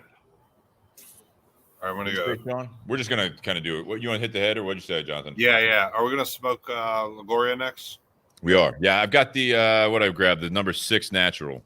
Okay, I'm doing the 4 natural, but that's all right. We're all smoking the same blend. So I was talking with, well, this won't be on the audio, but there was an issue in the factory, correct? Yeah. Okay, so this might be part of that, just so you know. Okay. Because I don't know which, if that's the product. Yeah. Has gotten out. We don't have to talk about it if you don't want to. I appreciate, I respect that for sure. Yeah, I don't know. They're still smoking great. Don't get me wrong. Anyone listening live, don't steer clear of what we're about to smoke. But there was a slight tweak in the production of the cigar, and it was a quick, I guess, production issue. And again, it's not large, but I was just asking about that. It was an oops. Like I said, it was a production issue. Jarrid, you gonna be smoking the La Gloria? Yeah. That's good. Yeah, Jonathan brought a whole box. So Yeah, that's really good. getting into that next. No, I really enjoyed the cigar. Like I said, it's not necessarily my favorite profile, but I like it. I've never experienced that wrapper leaf, that Ecuadorian. You said it's a Habano. What is it? HVA Yeah. is the name of the tobacco. What's that stand for again? Havana Vuelta Havana. Abajo. Okay. Yeah. Yeah, when you started talking about how you like Cameroon and kind of hit that profile, like me, I love Cameroon, but in all my years in the industry, I've kind of seen where Cameroon has been very Just drink polarizing. all the whiskey. I think Cameroon tends to be very polarizing. People either like it or they don't. There's not a whole you're lot right. of middle ground. Thank you. Yeah, you're right. It's and it's because most Cameroon isn't Cameroon. Right. Like all Cameroon is Ecuadorian Sumatra grown in Africa. What's crazy to me is like all your favorite Kristoff cigars are none of them line up with my favorites. Yeah. Like I have a completely different. That was Corojo Limitada, the Habano, Kristoff Connecticut. I really liked. Yeah. Original Maduro. That's wild though. Do you guys still make the Britannia? It's called a shade grown now. But Okay. It's the same cigar. Okay. Tell them about the premium selection though. That's what I smoke. It's like medium. It's like a mixed filler bundle cigar. Really inexpensive, but Yeah. I smoke a ton of them because I really like the profile. Every time I come to his house, he's like, "Sit down, have a cigar," and he hands me a premium selection. I'm like, Jarrid, should I be offended that you're literally giving me the least expensive cigar from your portfolio? Well, he Or likes it, but he might be. no, he does. He smokes it all the time, I smoke it all the time. and they sell too. Yeah. What's that cigar retail for? I don't know, like $4. We didn't even talk about that with the JT signature. What is that retail for? Oh, you want to rate my whiskey on the price? But The cool thing about the JT signature, and I know audio only won't get this, but live will. But the cool thing about the JT signature is like, because it goes to the people that I have a relationship with and stuff like that, I don't tell you what it goes for. It doesn't go in any of my trade marketing or anything like that. So if you want to sell it for $12, that was that good. Yeah. Honestly, yes, the La Gloria, I love it. that was such a game changer. Really A was. cigar that you've been making for 50 years. But we don't really put out a MSRP or anything like that on that. So you can sell for $10, sell for $12, sell for whatever you want. But it's the same wholesale price to anyone that wants to carry it, correct? That's right. Yeah. Okay. Cool. It's not on our price sheet or anything like that. Right. So, Right. and you won't find it online. You're not competing with yourself. So it's that was another element of, it only goes to people that I have a relationship with, but also do what you want with it. If you want to make some money, make some money. If you don't. Yeah. So a buddy of mine texted me and he said, I enjoyed learning my Jack Daniel bottles are square. So he was very happy about that. A lot of fun tips and tricks on tonight's show. Yeah. All right, you guys want to roll into part 2 here? Let's do it. All right, you good? Mm-hmm. All right. Welcome back to the Bourbon and BS podcast, everyone. This is episode 200. We've got Jarrid Trudeau and Jonathan Herring on. Jarrid's with Kristoff Cigars, the VP of Sales, and then we've got Jonathan with Forged Cigars, which is, what's your new territory down there? South Texas and Louisiana. South Texas and Louisiana. We had Jonathan in the Columbus, Ohio area when he was with General Cigars, but now General is General Cigars and Forged Cigar Company. And you guys have now split the portfolio, correct? Yes. Yeah. And then so General does Macanudo, Punch, Cohiba, CAO, and Forge does Partagas, La Gloria, Bolivar, El Rey del Mundo. Okay. Yeah, I think that's about it. You think that's about it? Yeah, it's That's good. got to make sure you get it right. Make sure We'll that you're edit that probably out. right. Yeah. So we're smoking the La Gloria Cubana Serie R, and this is the natural. We're smoking the number 6 size. And Jonathan, you're smoking the number 4? Yes. So the number 6 is a 58 ring gauge? Yeah. Yeah. Is number 4 also? What's the size of that? So number 4 is a 4 7/8 by 52. So kind of a fat Rothschild. Yeah. Yeah. So we'll get into that a little bit here as we get into it, but I do want to thank our sponsors for the show, both part 1 and part 2. Tinderbox at Easton. Normally they supply the first cigar. Thankfully, from Jarrid tonight, we had the JT signature series from Kristoff in part 1. If you guys are just tuning in now live, or if you're listening to part 2 on the audio, make sure you click back to part 1 to learn about that project, because it's very unique. It's a special cigar.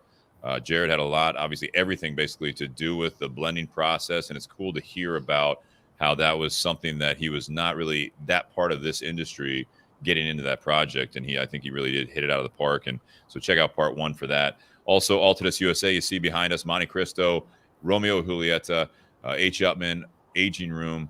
You see that Altadis has many other lines as well.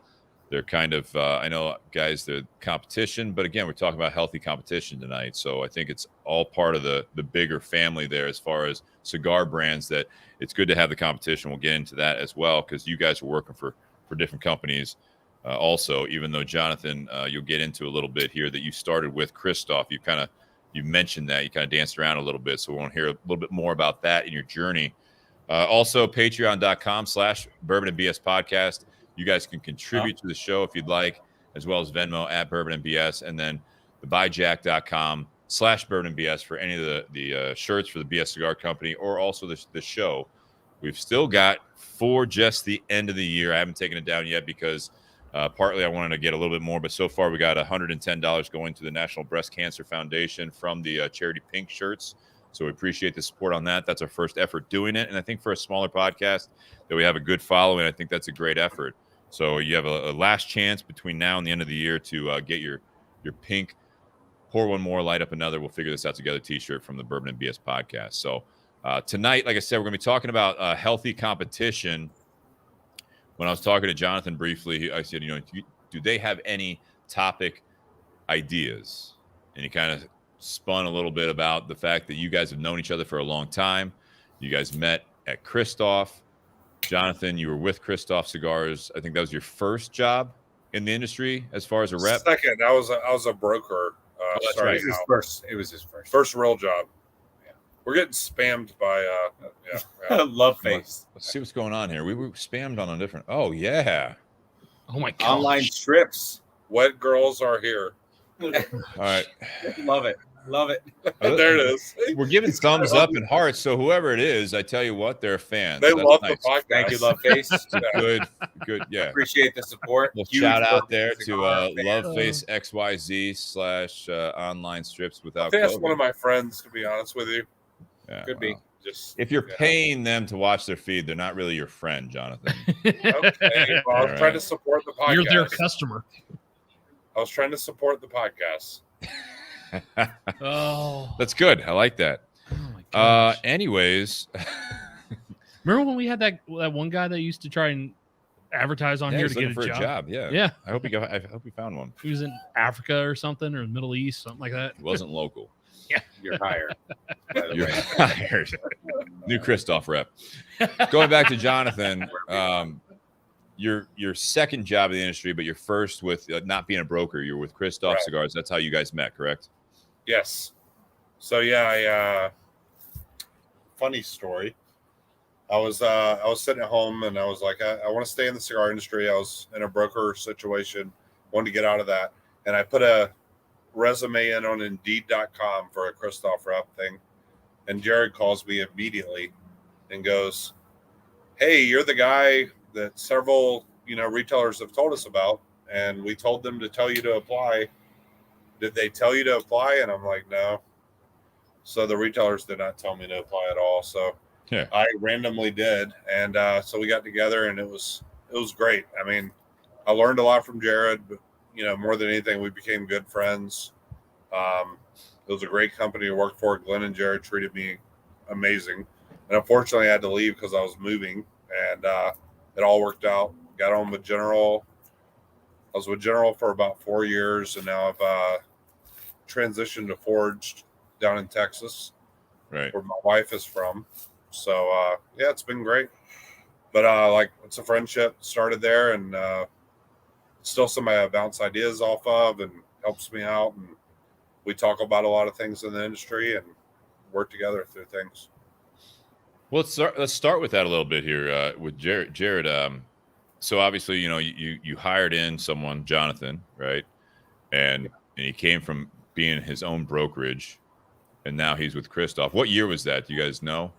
Ballpark? I don't know. 17, maybe 16, 17. Yeah.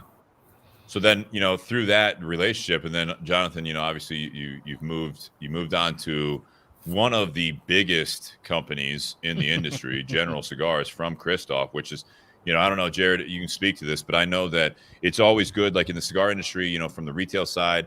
I was in the moving and storage industry, and I had a lot of employees I hired and fired over the years. And it was one of those things. It's great to see someone that if they're going to leave their current position, it is because there is a greater opportunity for them. And it's always almost it's sad, but it's also nice to see the growth in an employee. So I don't know. I know you guys are friends, but It wasn't really like that. So why did you fire Jonathan? He sucks. His head is too big for all of our swag That makes and sense. apparel. That adds up. It was really difficult. But no. Jonathan was moving, and the reality was, I told him, if you think you can manage what you have, and he was like, I'm 5 hours away from my closest account, and it just didn't make any financial sense for him to do that. So Okay, I got you. I would never get in the way of somebody improving their lot, but this wasn't really that. It was kind of, I would like to believe that Jonathan would still be with us if he didn't have to move because his wife's a doctor. Right. And nobody could say us selling dead plants in a tube for $10 is more important than doctoring. So that was that was kind of the situation that we were in, and I wanted him to be successful no matter what, and it's the same with all my other reps. Like I really want everybody to be successful and do well, and we try to do what we can for everybody, but we understand that sometimes there are bigger and better things, and I've unfortunately become known as the best unpaid trainer for big box companies in the cigar business, because I train all these guys and they end up going and working for companies a lot bigger than us. But I have Jonathan and I were friends when he worked for me, which was weird. But I'm just happy that he's done as well as he has, and I'm not surprised even a little bit that he's done as well as he has where he is. I'll tell you a cool story. And I told you guys this after the podcast last week, but I think it was like 3 weeks after I'd left Kristoff. I had to go up to Chicago to meet with Matt Bender, who's our rep up there, do a little training or whatever. And Glenn K saw that I was going to be in Chicago. And he said, "You're not going to be in Chicago, not see me." And I said, "Okay." So I went over to his house. He had me out.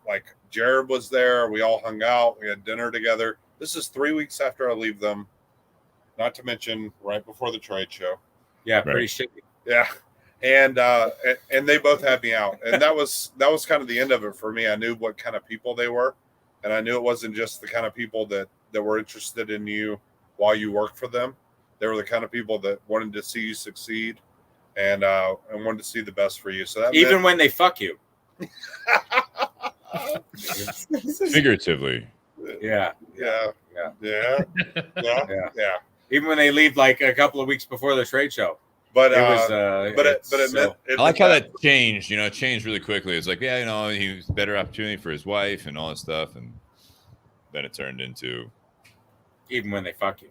Right.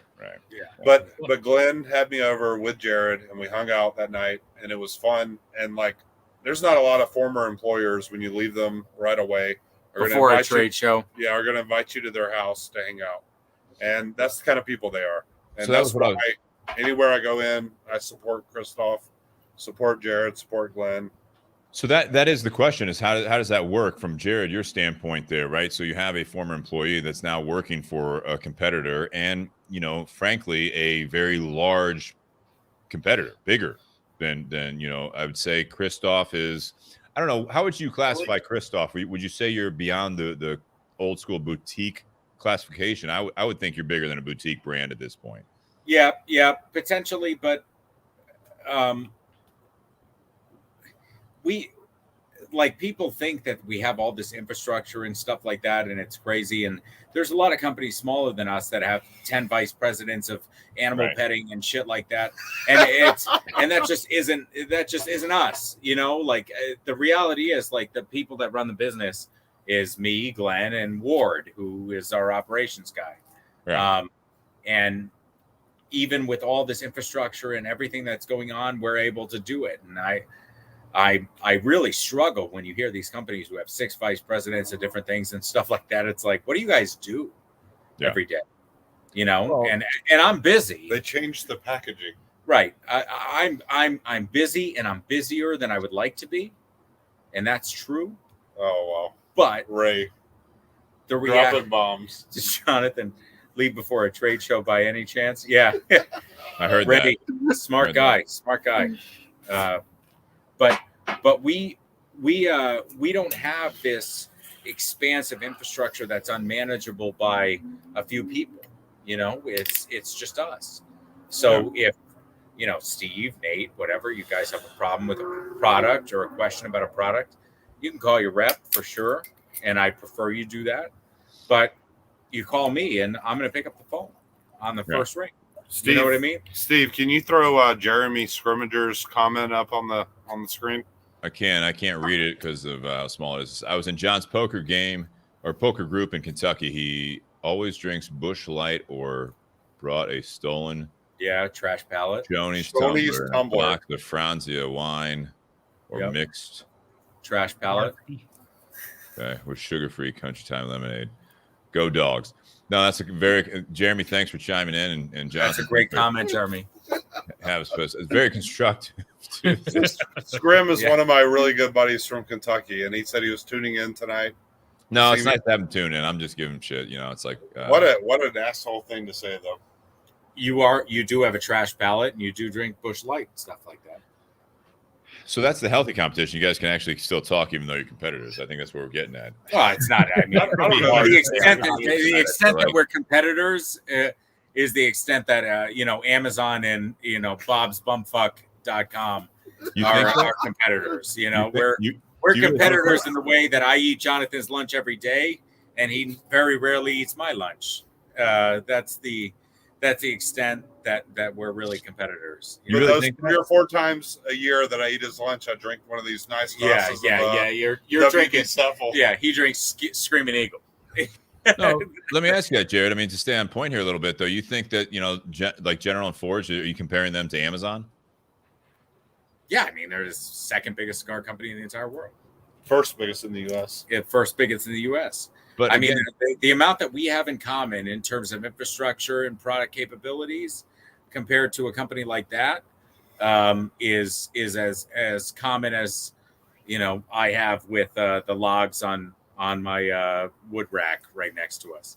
Like we have very little in common. You know what we do have in common? We're in the cigar industry, though. we We have which is the a same small business. accounts that we know and we talk about. Yes, And then we have friends in the industry. Like, I mean, the beautiful thing is we're not rivals and trying to take each other's shelf space or anything like that. Because God knows if you wanted to take some of mine, you probably could. I do every day. That's the Yeah. only way I grow. Exactly. well, so But- from a different vantage point, I would definitely think you guys are competitors. I know that you have different roles in the industry, but it's curious to hear that, in my opinion, because again, I do think that you're always competing for shelf space. Now, Yeah. again, to your point, Jarrid, there's a lot of middle management. There's a lot of administration, costs as far as it goes with General and Forged. It works for them, but I mean, where you guys are at with Glenn and Kristoff, the only thing I don't see Glenn's overall image of the future being a competitor with General or Forged or Altadis. It's just you are in the same industry and you are a competitor because you're a threat to each other as far as that goes with getting those cigars in the consumer's hands. The more Forged cigars that are in people's hands, that means possibly less Kristoff and vice versa. I mean, it'd be, I would say, short-sighted to say that you guys, aren't necessarily competitors in that regard. I agree with the thing about they're big boys. Like, you're not going to necessarily turn off General Cigar like their lights anytime soon. But at the same time, I'm sure they are talking about brands like Kristoff as competitors.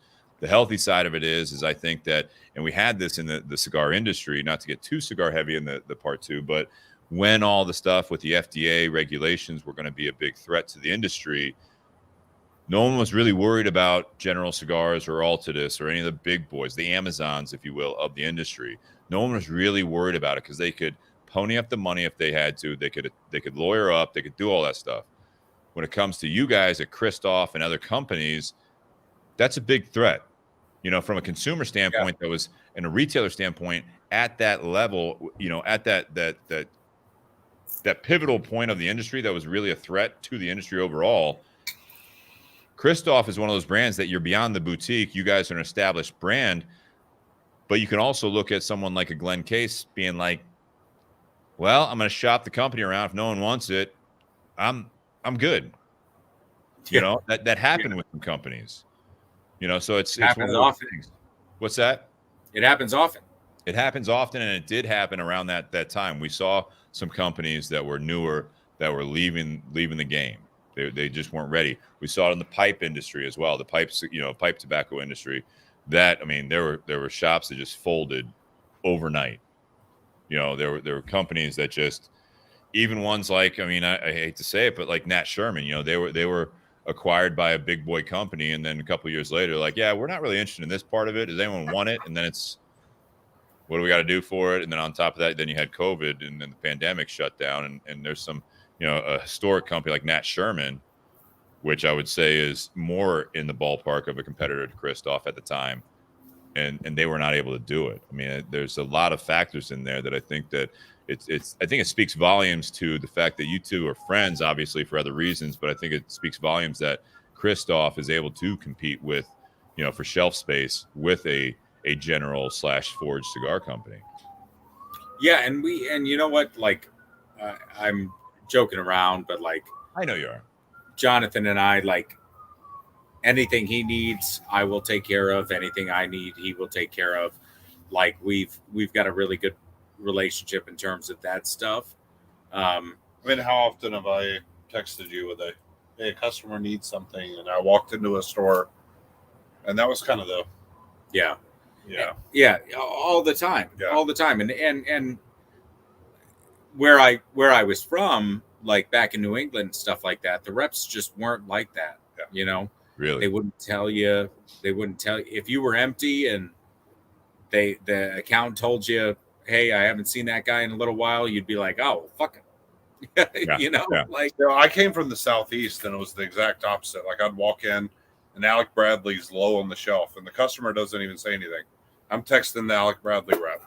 Hey, dude, just to let you know, they need some more cigars. You should give them a call. And I was getting texts all the time. We were helping each other out, and that was beautiful. It was an absolutely beautiful thing to see in the cigar industry. Competitors helping each other out, which happens all the time. I think it happens differently in different regions. here it's like that in Texas, but back Like there, what? like more friendly. yeah, like reps traveling around together and spending time together and stuff like that.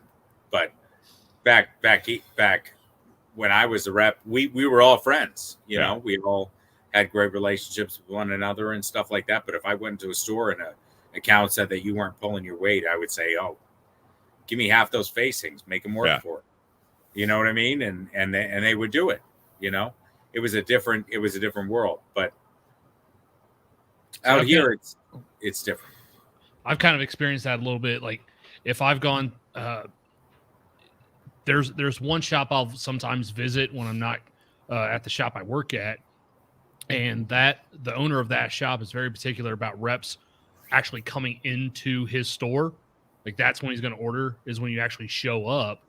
But even though I work at another shop, like because I have friends in the industry, like if there was a brand that that shop was running low on product, I would actually reach out to that rep and be like, hey, you know, so-and-so at this shop, like they need you to come visit because they're running low on product. Even though, you know, You weren't working for a competitor. You were just a consumer at that point. Well, I wasn't working for another cigar company. That's what I mean. I was working but I was still working for a retailer. No, I know, but I mean, I get you. Yeah. But even it's a different level. But I mean, even there is a competition there with the retail shop that you work for. Yeah. But I was doing that even when I did work for a cigar company as well, because I knew that shop was going to carry my product because I was in there and I built a relationship with that account, so I knew they were going to carry my product. But I also knew that there were other products that they really enjoyed and they wanted to carry. But if that rep hadn't been there yet, like I would reach out to that rep and let them know, like, hey, you know, you need to stop by this store because all of a sudden they got cleaned out on half your product that's on the shelf. Yeah. And this guy's going to give you an order. It was a little bit more about the friendship and the camaraderie. It wasn't me trying to destroy and take over that other brand's shelf space, because that shop was going to carry certain cigars. I wasn't going to be able to get them to carry the company I worked for. I wasn't going to be able to get them to carry more of mine and take over theirs. See, I think if I was in that situation, I would definitely, like, if I had a relationship with some, like, people, like, sometimes it'd be friendly, other times it'd be friendly, like, in a competition standpoint. Be like, I would just text, like, a fellow rep or something like that. I'd be like, hey, you remember this account or whatever the shop is? Hey, you remember that account in Columbus, Ohio? And they're like, yeah, why? Like, they don't remember you much. Yeah. You know what I mean? Because I just sold a shit ton to them because they are that shop. And like almost like a banter, like a friendly banter, be like, dude, I'm kicking your ass in this shop. Where the fuck are you? Like, I want you to succeed as well, but I'm not gonna, like, you can't rely on me to offer it up to you every time. You know what I mean? It's like, hey, we all are in the same position. Yeah, here's the thing, Steve. We're only doing that to guys who are offering it back to us. Agreed.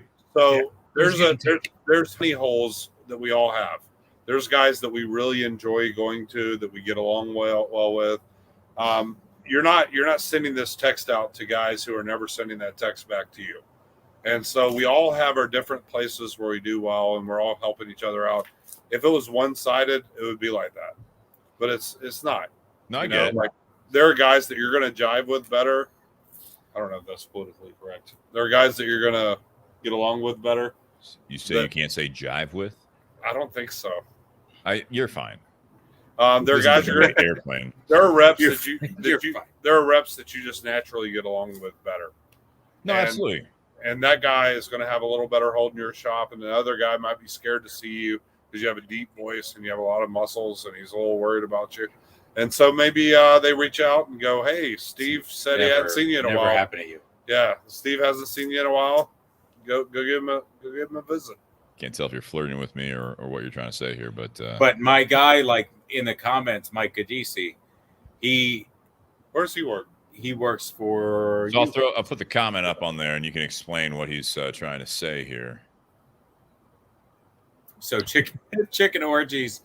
Mike is a dear friend of mine. He worked for Altadis for 1 billion years, and that now he works for General. I spent 4th of July, Labor Day, something like that, with Mike at his cabin with all of his high school buddies and stuff like that in the middle of bumfuck nowhere. And we saw a bunch of ducks fucking a bunch of chickens, and it was very unusual. And Mike is my guy. Mike's one of those ones that if I walked into a store and they needed some Altadis product at the time or something like that, I would 100% text him and let him know that there was something to be done out there. But there were a lot of other guys that I would eat their lunch without telling them. Yeah, And I think it that's is how we- reciprocal. I think it is. Yeah. I mean, Jonathan, you hit it he on the would do head, the right? same. Yeah, I mean, so Ray kind of put up there, and I think he was kind of joking, but you see the old school salesman mentality in certain industries. He said, "Where's it at?" About letting air out in tires. So cigar reps from alternate There you go. companies aren't pulling into the motel late at night and letting air out of each other's tires. No, we were friends. We were legitimately, everybody is friends. But Yeah. there's But there's also a thing too. If you're not working, no one's going to send you that text. that's right. If If you're you're not a out there bad working- rep, yeah. if you're a bad rep, nobody takes care of you. Yeah. Or on the flip side, if you hear, like, if you're an asshole, obviously that's one of those things. If you develop a reputation in an industry, a sales especially, that you are that person that's hopefully not literally letting air out in the tires late in the night, but if you're just bad mouthing other companies or other reps, or you're doing that stuff, yeah, real quickly you're on your own now. That's up to you. You're not going to get it's the a long hand. road to hoe. Yeah. Steve, if a rep comes in that you really respect and you like, and he says, "Hey, this guy's an asshole," have you met him yet? That really is going to tint your view of that rep for a long time. Yeah. And we have some people in this industry, and again, sales we're talking about right now with the healthy competition, is that you start hearing, when you as a retailer, as a manager of a retail shop, whatever your relationship is with a rep in that, and I think this is pretty universal, is that, for Ray's comment, first of all, I'd say if there's one sale to be made, if you're doing like a one-time purchase or a long-term contract, if you're servicing your delivery trucks and you have one mechanic or garage, like that's real competition. It's not like you're going to have a handful of mechanics working on it. This is a little bit different sales where there's multiple things. Like, obviously the more choices, sometimes the better in this competition as far as this industry. But I would say there are people in this industry, along with other sales, is that you can actually talk to another rep that comes in the door, and you don't even try to badmouth someone. But if they ask about something, you're like, yeah, we don't see that person at all. It's not really a hesitation for that rep to come back. And I don't think it's, at least in our area, it's not necessarily ill will there. It's just like, yeah, I'm hearing that a lot. And then it's only a matter of time where you start hearing that either they start showing up more often, that other person, or more likely that they're gone within a certain amount of time, because that's now on them. That's that rogue salesperson out there in the industry that's like, I tried to send him a couple texts, I tried to send her a couple texts, I tried to help her out, there's no helping her. Yeah. And you don't want to be that rep. You don't want to be that rep that's the one that's the ghost, that doesn't show up, that isn't around. You never want to be that person. And whether it's true or not, you've kind of got to manage that expectation. You've kind of got to be a part of it regardless. And if people have the expectation that you're not going to show up and you're not around and all that stuff, and you prove them right, that's on you. I ran into that a little bit when I was a rep for a company. I actually had when I was a rep, I would never dog another company. I was never trying to sell my product by putting another company's product down. Right. That's to me that wasn't. I don't know how to put it. It's like that's just not the way you do business for me. Right. For me, that just wasn't ethical. So I was always trying. I was trying to sell my product. I wasn't trying to unsell someone else's product. Yeah. And I would actually have a few retailers that they would actually tell me like, yeah, every time I get this rep from this company in, they're constantly trashing everybody else. Like they're trying to make their stuff sound so amazing and then also trashing everybody else. And they actually compliment. I had a couple accounts actually compliment me because even though I was new in the game, I was never dogging someone else's product. Because that other company, like they make cigars, they may sell and make more cigars than the company I was working for. So I really wouldn't have much of a leg to stand on if I sit there and try and, trash this company. If that account does $5,000 for the company I was working for, but they do $20,000 with this other company, me dogging that company is not going to help me whatsoever. Like I gotta sell my product on its own merits. Well, Jarrid said it's weak. It's a weak sales method. You're leading with, the weakness of others instead of the strength of yourself, and it doesn't go. I've been in it 6 years, and I've seen the guys who do that. And they don't last. It's not the right way to go about things, because the number one reason it's not the right way to go about things to me is that we're a family and we're a super incestuous industry. Yeah. Like we're all making cigars for each other. We're all helping each other. Like if a guy's dogging a guy in another industry, in another cigar company, more than likely we're making one of their cigars, or they're making one of our cigars, or we have friends that work together. Like it's a stupid way to go. Well, also really in your case, Jonathan, like when you were at Kristoff, if the whole time you were repping Kristoff, you were constantly dogging General Cigars, right? Like that gets around. The cigar industry is a very small community. Word gets around.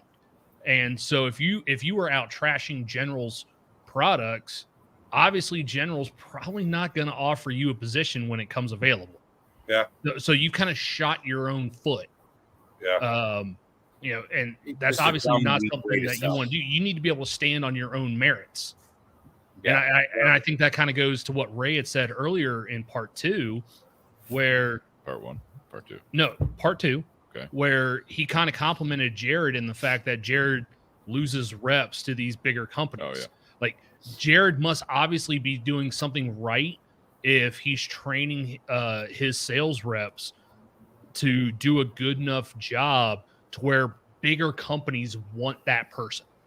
All right. So Lou, who's a supporter of the podcast, he messaged the podcast, and I just saw it on my phone. Lou, if you want to comment on there, I know maybe you're just messaging us, but you had a good point. And that's what I want to change, like kind of steer this ship a little bit. I mean, you guys are all hitting on great points, but even with that, it's kind of that negative mindset, right? We're talking about healthy competition and what not to do.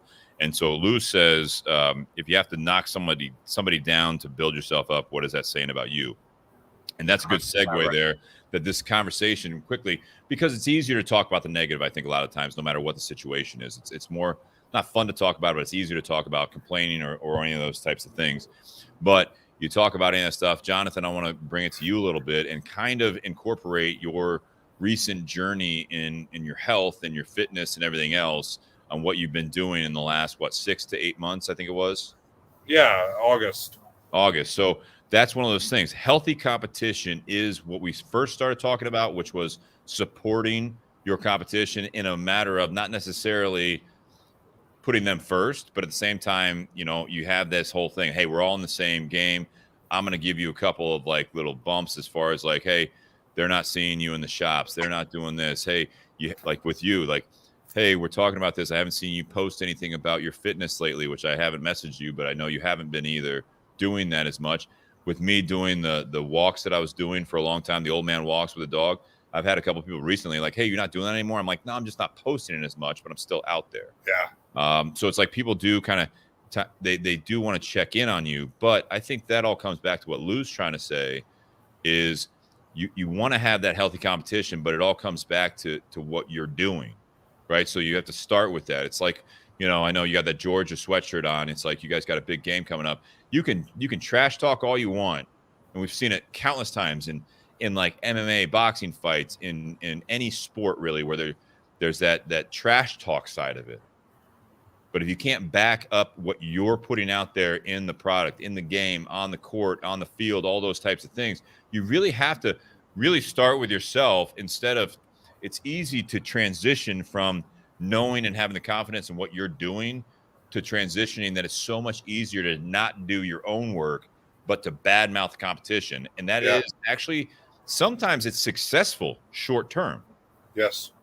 But the truth will come out, and at some point you'll get those quick fixes, those quick wins, those quick sales, whatever the industry might be, or whatever the sport or the gains are. But when it comes down to it, you have to keep putting in the work. That's the healthy competition. It's can you keep up with me? That's where I was kind of even alluding to earlier, is that if I was out there and I hear from a retailer in this industry or whatever it is, you see someone not, they talk about, 6 months ago, or more common with the fitness thing. It's we hear that all the time in the shop, and I hear it elsewhere. It's oh, well, yeah, I mean, you're doing what you're doing now, but let me tell you about me 20 years ago. And you're that's great. That's a fucking great story. You used to bench how much? You used to squat this much? You were how much? You weighed this much? It's so what happened? It's what have you done for me lately type thing? What have you done for you lately? It's you need to really, the healthy competition is to motivate others. You can talk about it positively. Also is that leading by example, really focusing on yourself first in that healthy way, and not focusing on yourself by putting others down, like Lou's saying.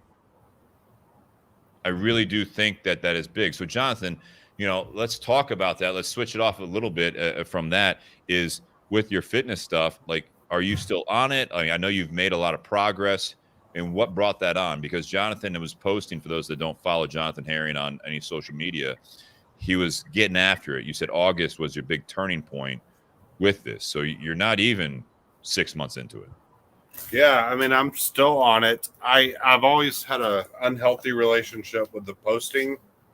I always feel like that's kind of weird, but you motivated me to do it a little bit, and so I was doing it a little more. I will say the Thanksgiving whole break to Christmas has been tough, but what I've done that's different than what I've ever done before is if I'm not going to be perfect, I'm still getting it in.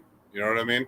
Mm-hmm. So I might only have an hour to hit the gym today instead of my hour and a half, but just get it in. So I'm down 28 pounds. I'm working hard. Yeah. I mean, I'm doing what I can. But the cool thing, like I said, this made it so different, is I always felt before you had to be perfectly on the plan all the time, or you were fucked, you were screwed. But now sometimes I get up and I go, hey, I've only got 40 minutes. I got to do this. I got to do this. Let's go get a 3-mile walk in. Let's go do this. Let's do that. Let's log my food all day. Let's do this and that. So, I mean, it's been good. And I'm looking forward to, after the Christmas break, getting back to more of an everyday situation. But it's been kind of cool that, I told my friend this the other day, which, normally you have these guilt trips you give yourself, and I want to do this or I want to do that. But my guilt trips now are positive. They're, hey, you need to go run. You need to go you need to go put in some steps. You need to go do this and go do that. So it's fun that like my thing that's back in the back of my mind is, hey, just do something, and just do something is always better than just do nothing. So it's been good. It's been a whole mindset change for me, and I've still got a long ways to go where I want to be, but it's been good. You're still going to be ugly. I'm still going to be ugly at the end of the day. There's some things you can't change. But I'm still going to have a beautiful wife that makes a lot of money. That's excellent. One of my favorite quotes is anything worth doing is worth doing poorly. And you hear a lot of times, and you and I have talked about this, like say that again, Jarrid, if you would. Anything worth doing is worth doing poorly. Okay. If you don't have time to brush your teeth for 2 minutes, then I bet you have time to brush your teeth for 30 seconds. And that's better than not doing it at all. You know what I mean? And so anything that you can find the time to do, I thought Guillermo just picked up a bottle of whiskey and just chugged it. It was water. I was looking at him, I was like, holy fuck, this guy's going after me. But anything, and one of the things that's kind of guided me for a long time is anything worth doing is worth doing poorly. If you can't do it exactly the way that it's supposed to be done, then just do it to the extent that you're able to do it. and it's the same with exercise, it's the same with diet, it's the same with almost anything in your life. If you can do it sort of, then just do it. Well, I mean, because it's better than not doing it at all. Thing's been motivating me as I saw one of these stupid motivational videos. It was a Joe Rogan video, and it might get canceled. But I mean, apparently he's got too much cancelable now. Yeah, but the whole thing was, the whole 90% of doing anything is just showing up. So like my thing is like when I didn't feel like going to the fucking gym, and I hated going. I didn't want to go this morning at 5:30 in the morning. Hey, just show up to the gym. All you got to do is walk in that door, and you did something. Now, obviously, once you walk into the door, you're going to do something. And you get in there and you work out and you feel better about yourself. But I just had to make myself go into that door. And man, that was motivational. Like that's something I think about all the time is like, I want to be in bed. I don't want to do this. Well, all you got to do is walk in the door. If you just walk in the door of the gym, you've done something. And then every time you walk in, you actually end up doing something. And it's great. Yeah. But sometimes the hard part's just getting out of bed. Yeah. But if your motivation is, I just got to walk in that door. If I walked in that door, I made it all the way to the door. I did something. Well, let me ask you that. Well, I think that's a good point, right? So it's like, doing it, to Jarrid's, comment about, it's worth doing even poorly. Why do you want to stay in bed? I think this is one of those moments, like where it's like you don't want to go, or if you we're planning on going to the gym after the fact, after work or whatever, afternoon, evening or whatever. You're like, I don't really feel like going. Like, what is that? I think that's one of those things that if you are sensing some guilt, then acceptance, I think that's a very slippery slope, right? And I think that's why we're in a lot of the situations that people are in today, is that it is a very slippery slope that if you start justifying it, but you lose that guilt, or you accept it, that you're like, I'm just not good enough to do this. I'm not going to get up out of bed. And you think about that. I did that when I first started doing the fitness thing. I've adjusted it to try to be a little bit more realistic in my lifestyle now. And I sometimes battle with it as well, with the health and eating and everything else. But there was a time that I really had to train myself, not being like this model for discipline all the time, clearly, but it was, all right, so if I don't go to the gym now, what am I actually getting? I'm getting another, maybe 30 minutes of okay sleep. Yeah. Like, there are days that, like, if I had a long week or I had a long night or whatever it is, I stopped going to the gym after podcast nights because I just realized it's going to be a shitty workout. But to kind of go against the part of, at least in the immediate, I'm not going to go to the gym after a long night or whatever, and I know it's going to be a shitty thing and I'm just going to feel worse later. I will try to plan ahead that I'm going to set my alarm past that workout because I do need the sleep right now. So it's about, like, I guess, prioritizing it. It's like, what do I need right now? I need sleep. So I need the rest so that I can actually bounce back tomorrow and do something about it. It's not just the short-term type of a thing. Brushing your teeth, you got, all right, brush your teeth. I agree with that. I was just bastardizing, No, I'm just saying, like, for you, Jonathan, I think it's like, Jonathan I've does been great. there. You're right. I haven't wanted to get up and do that. I've not wanted to, I'm not one typically that cooks for myself. It's one of those things, but it's like, if I'm going to pick something up on the way home from work, there are choices that you make on what you're going to put into your body. And, I think that's something that is very important, that you actually make those choices, so that if you realize that you're eating out, you have another choice there. Yeah, and you might not do the perfect choice, but you can do a better choice. Better choice. Than a worse choice. And that's kind of what I've learned the most through this thing. That's because I've always been, if I'm not going to do it perfect, I'm just going to quit. I've got a meal plan, or I've got a workout plan. I missed it. I missed 2 days in a row, so I'm going to quit. No, I'm going to get up the third day and I'm just going to walk 3 miles, and that's going to give me something. And that's made all the difference. I mean, and I think it's a maturity, getting older thing, and like understanding that, everything's not black and white. But I don't know. Scrim asked, my friend Scrim, said, do you feel like you sell better because you're feeling better? And I absolutely do. If I get up and work out, I have better sales days every time. I will guarantee you that. I go home, take a shower, walk the dog, take a shower, go out on the road. I feel better. I sell better. I feel good about myself when I walk into a store. 100%. And I think we all do better at our jobs when we feel better about ourselves. Like that's 100% thing. Yeah. I mean, that's huge. And I've seen it. I've seen it so clearly. Those days where I'm lazy and don't get up and go work out, and then I go out on the road, I feel like a lazy bastard walking into the store, and you don't feel good about yourself. You don't sell as well. Yeah, I think that's the healthy part of this whole topic is big, because you can change, you kind of angle it any way you want. Obviously, healthy competition against yourself, your previous self, your future self, all that stuff. You can look at that stuff, but if you are in a position of sales like you are, it is one of those things that you're making these choices on a consistent basis, so that you are the one showing up on the field, on the court, whatever it is, in the shops, whatever your job is. That the healthy competition is, again, you doing yourself first. You're putting your effort out there, so that if there's any competition, that you are going to be driven in that mindset that you have right there, Jonathan. You're going to be driven by someone that is doing better than you. If you hear someone like, you walk in a shop in your industry, and all of a sudden you see, like, last time I was in the shop, I didn't see this much, whatever, not to put you guys against yourself, I didn't see this much Kristoff. Like, shit, who's the Kristoff rep in this area? They must be doing really well. Yeah.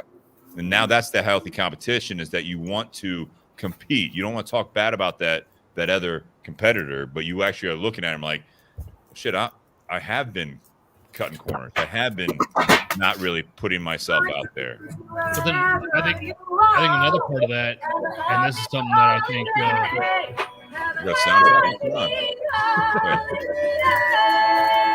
Nice. I don't know what to do about this. Can you hear us, or is that taking over the? We can hear you. That was great. Can you hear us? Who's that? Are they there? I don't know. It just kicked on. Really spirited. I'll tell you the other thing, Steve, is figure out what's the least favorite thing you have to do tomorrow. Like, what is the thing? You have all these things lined up. What's the thing you don't want to do the most? You do that in the morning. Yeah. You do that by 7:30 or 8 in the morning. The rest of the day is a fucking cakewalk. It's a good mentality right there. Yeah. So my least favorite thing is going to the gym, easily. Going to the shop seems like an amazing thing to do. So after hard going to the gym. lose head weight. Yeah.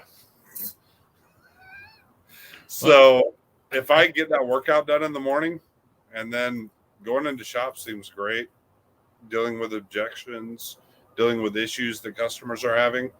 I've done the hardest thing in the world by 7:30 in the morning. Yeah, it's the best part of your day. Yeah. Yeah. It really does. It makes a difference. I think sometimes when it comes to that particular side of the topic, like, that might be one of the easiest things for Steve, depending on the schedule. Like, obviously during December, being very retail heavy, getting to the gym and walking Tony can be a challenge. If the gym's not the hardest thing you're doing, you're not doing it right, I don't think. My point, though, is like Steve's going to make a conscious effort to get to the gym and do what he needs to do. That may not necessarily be the hardest part of his day, but he's going to do that. And because he does that and on a consistent basis, it inspires other people who may struggle to Yeah. do that to actually do it. Here's why I think it's the hardest part of his day. And we'll let Steve talk after this. But the reason I think it's the hardest part of his day is because it's optional. Work is not optional. You got to go to work. But the gym, he could skip out on and say, oh, I can do it tomorrow. And that's why, to me, it's the hardest part, because it's only up to me in the gym to get it done. And, like, if I don't do it, no one will know. No one will care. Seen that. That's why it's the hardest part to me. So it's the same thing as, someone that, closet eats, get back to the house, at the end of the day or whatever it is. And, it's like, no one's going to see me eat this bag of chips. No one's going to see me eat, the Big Macs or whatever. The issue is that, and they will see that it's long-term effects of these types of things. It's the health risks, right? There are those things that the healthy competition, again, I got to be honest, if you're not focusing on yourself with all of these things, it's the full picture. So you can't go to the gym. All right, you got to at least eat better. You got to eat well. You got to take, like one of the toughest parts of my day, like yesterday was, it sounds silly, but it's financially is going and making sure that I have the right supplements and everything that I take. You know what I mean? It's like going there. It's not fucking cheap. I look around, I'm like, how do these people like make it and make it seem so easy? They can travel and do all this stuff and spend money on all this shit. And I'm like, oh, that's right. Cause they're not taking care of themselves, and they got all this disposable income because they aren't paying the same amount of money that I'm paying per month on things that I hope are going to make me feel better and perform better and live longer. Like Weller. Like whiskey. No, but I think Not that is a performance enhancing drug. they are PEDs sometimes. Alcohol is a Yes. performance enhancing drug in shooting sports. Side Is it? It is. Certain level of it. Yeah, well, like even in the Olympics, like That's why they'll- hunters drink. but like in Olympic level shooters, they'll test them for alcohol because alcohol consumption will lower your heart rate, which means when you're holding a firearm, there's less movement in that firearm. So Yeah, it's the same thing as like when you hit that peak while you're playing like a game of pool, throwing darts, those bar games, the same thing. Everyone gets better at that certain level, but you have to keep that right buzz. I mean, clearly. Jarrid, how about you? With you, like going back to this a little bit, where you were talking about with the healthy competition, I think part of it is when you were talking about, competing against General or Forged.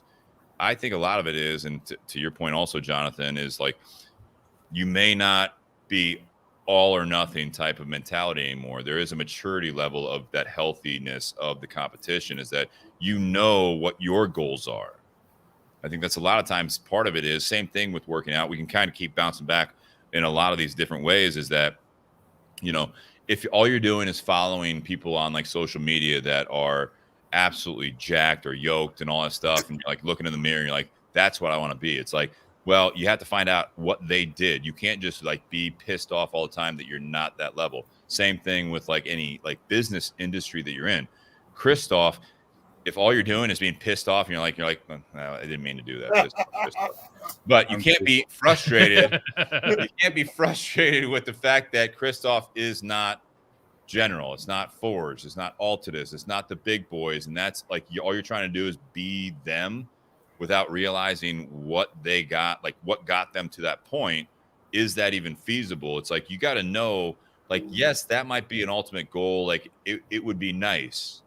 But at the same time, it's like I know my lane and I need to keep succeeding to be that healthy competition. Is that I got to do the best that I can do in my capacity that is available to me.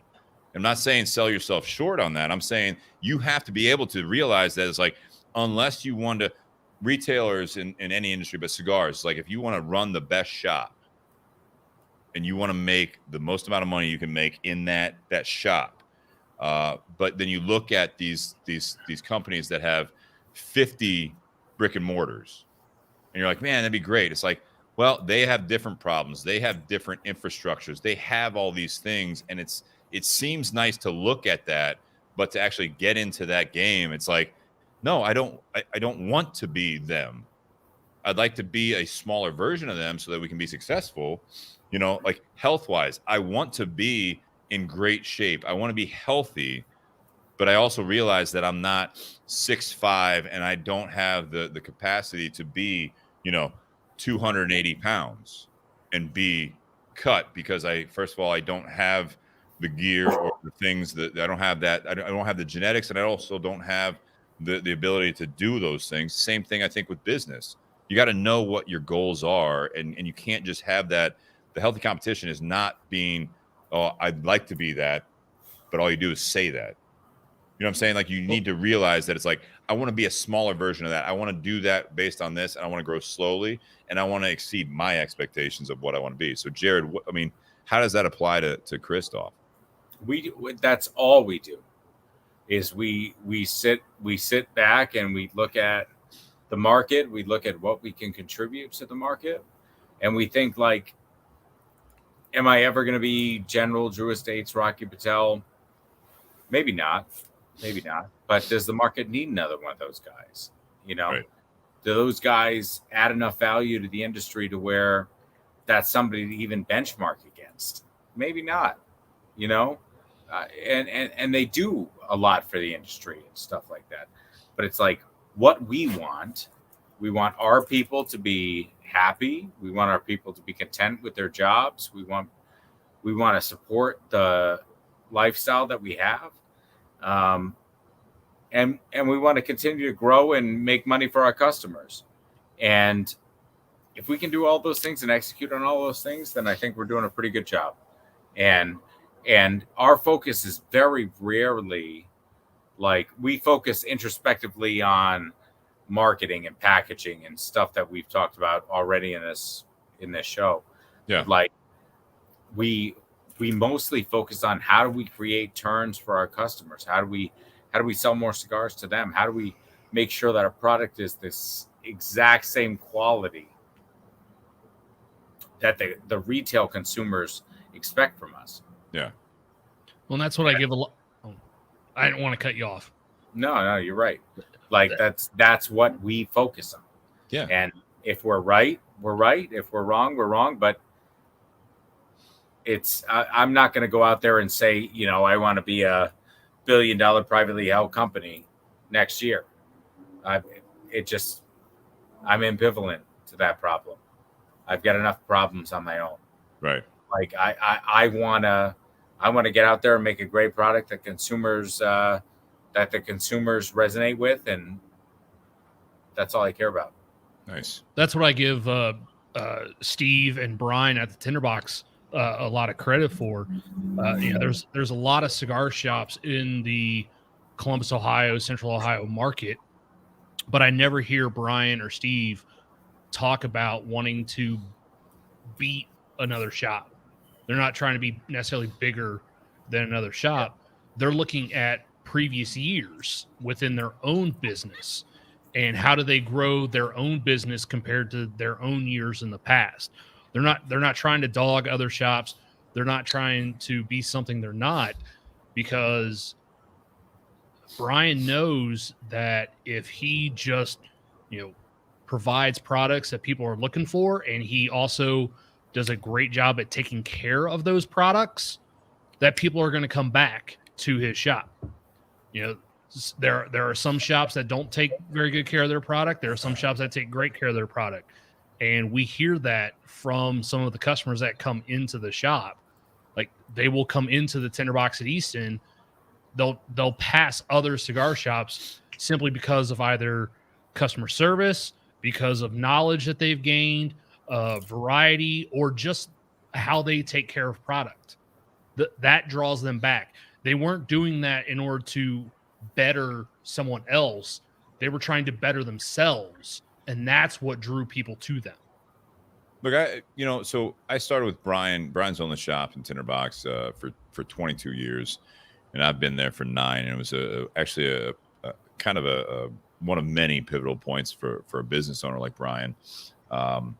that it was interesting because at that time there was a little bit of like a divide in the local market in a very specialized industry, and a lot of times in that with like cigar world, for those that are more bourbon side of it, but I mean you guys know this, is that in different markets there's drama sometimes in something like that. I mean you guys have been in shops where it's like the regulars at some time will kind of say, well, you know what we need to do is we need to put up some more like nicer chairs, we need to remodel the store, and they can spend an owner's money very quickly if they had the ability to do so, right? Oh, yeah. And it's one of those things that you looked at that as you're like, well, what are our strengths?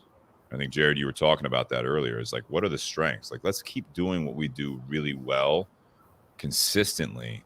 Let the new fads, let the new competitors, shine for their little bit. I don't want to say that, it's just like in personal relationships or friends and everything like that. Yeah, it's always might be greener, and sometimes it's great. It's a great fit. If they find a different shop, you find a different friend, you find a different significant other that actually fits you better, and everyone's happy. But if you focus on the people that you're losing, customers that you're losing, you focus on all that stuff to the competitors, whether it's other people, other businesses, there are times where you're going to lose yourself in that, and then you might slip into talking bad about, they do have nicer. It's a great lounge. They got great, it's a great, pretty building, a lot of parking, whatever it might be. But then all of a sudden it's like you let your competitors almost make their own mistakes. You keep doing what you're doing well, and you might get some people back as far as that goes. You might lose some people to competitors at one point, and all of a sudden they start showing up again. You're like, all right, because you focus on that. The other flip side of that is you can get new regulars, you can get new friends because you are working on yourself. You're keeping your strengths strong. Jonathan, you were saying you're working your weaknesses or whatever. You're working those instead of your strengths. You're talking bad about other things. Well, if you work on your strengths and work on the weaknesses possibly that have now come to light, there is an opportunity that's really fun to see with longevity, that you will absolutely gain either new followers or new customers or new friends or close people to you just because you've been working on yourself. That's that healthy competition. That's the whole thing where you're actually bringing people back to you because you're allowing your competition. They might succeed in the short term, but again, they might just be that new shiny thing that people are like, oh, this is great. I remember when like this is before I worked for the Tinderbox. It was something, there was a new lounge in town. This is years back. And I had a lot of close friends, at the Tinderbox because I was a customer first and I was hanging out with them. And it was one of those things where they're like, hey, let's go out to this new lounge. It's great. They got couches, they got all this stuff.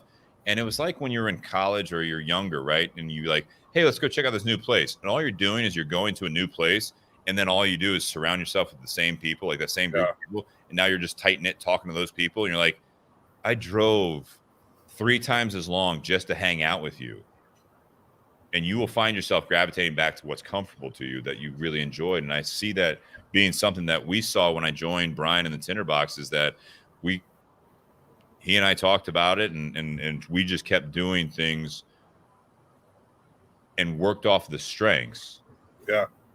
And over a shorter period of time than we thought, you didn't get all the customers back, but we had more customers and more loyal customers short term down the road, that all of a sudden it's like, yeah, that's all it is.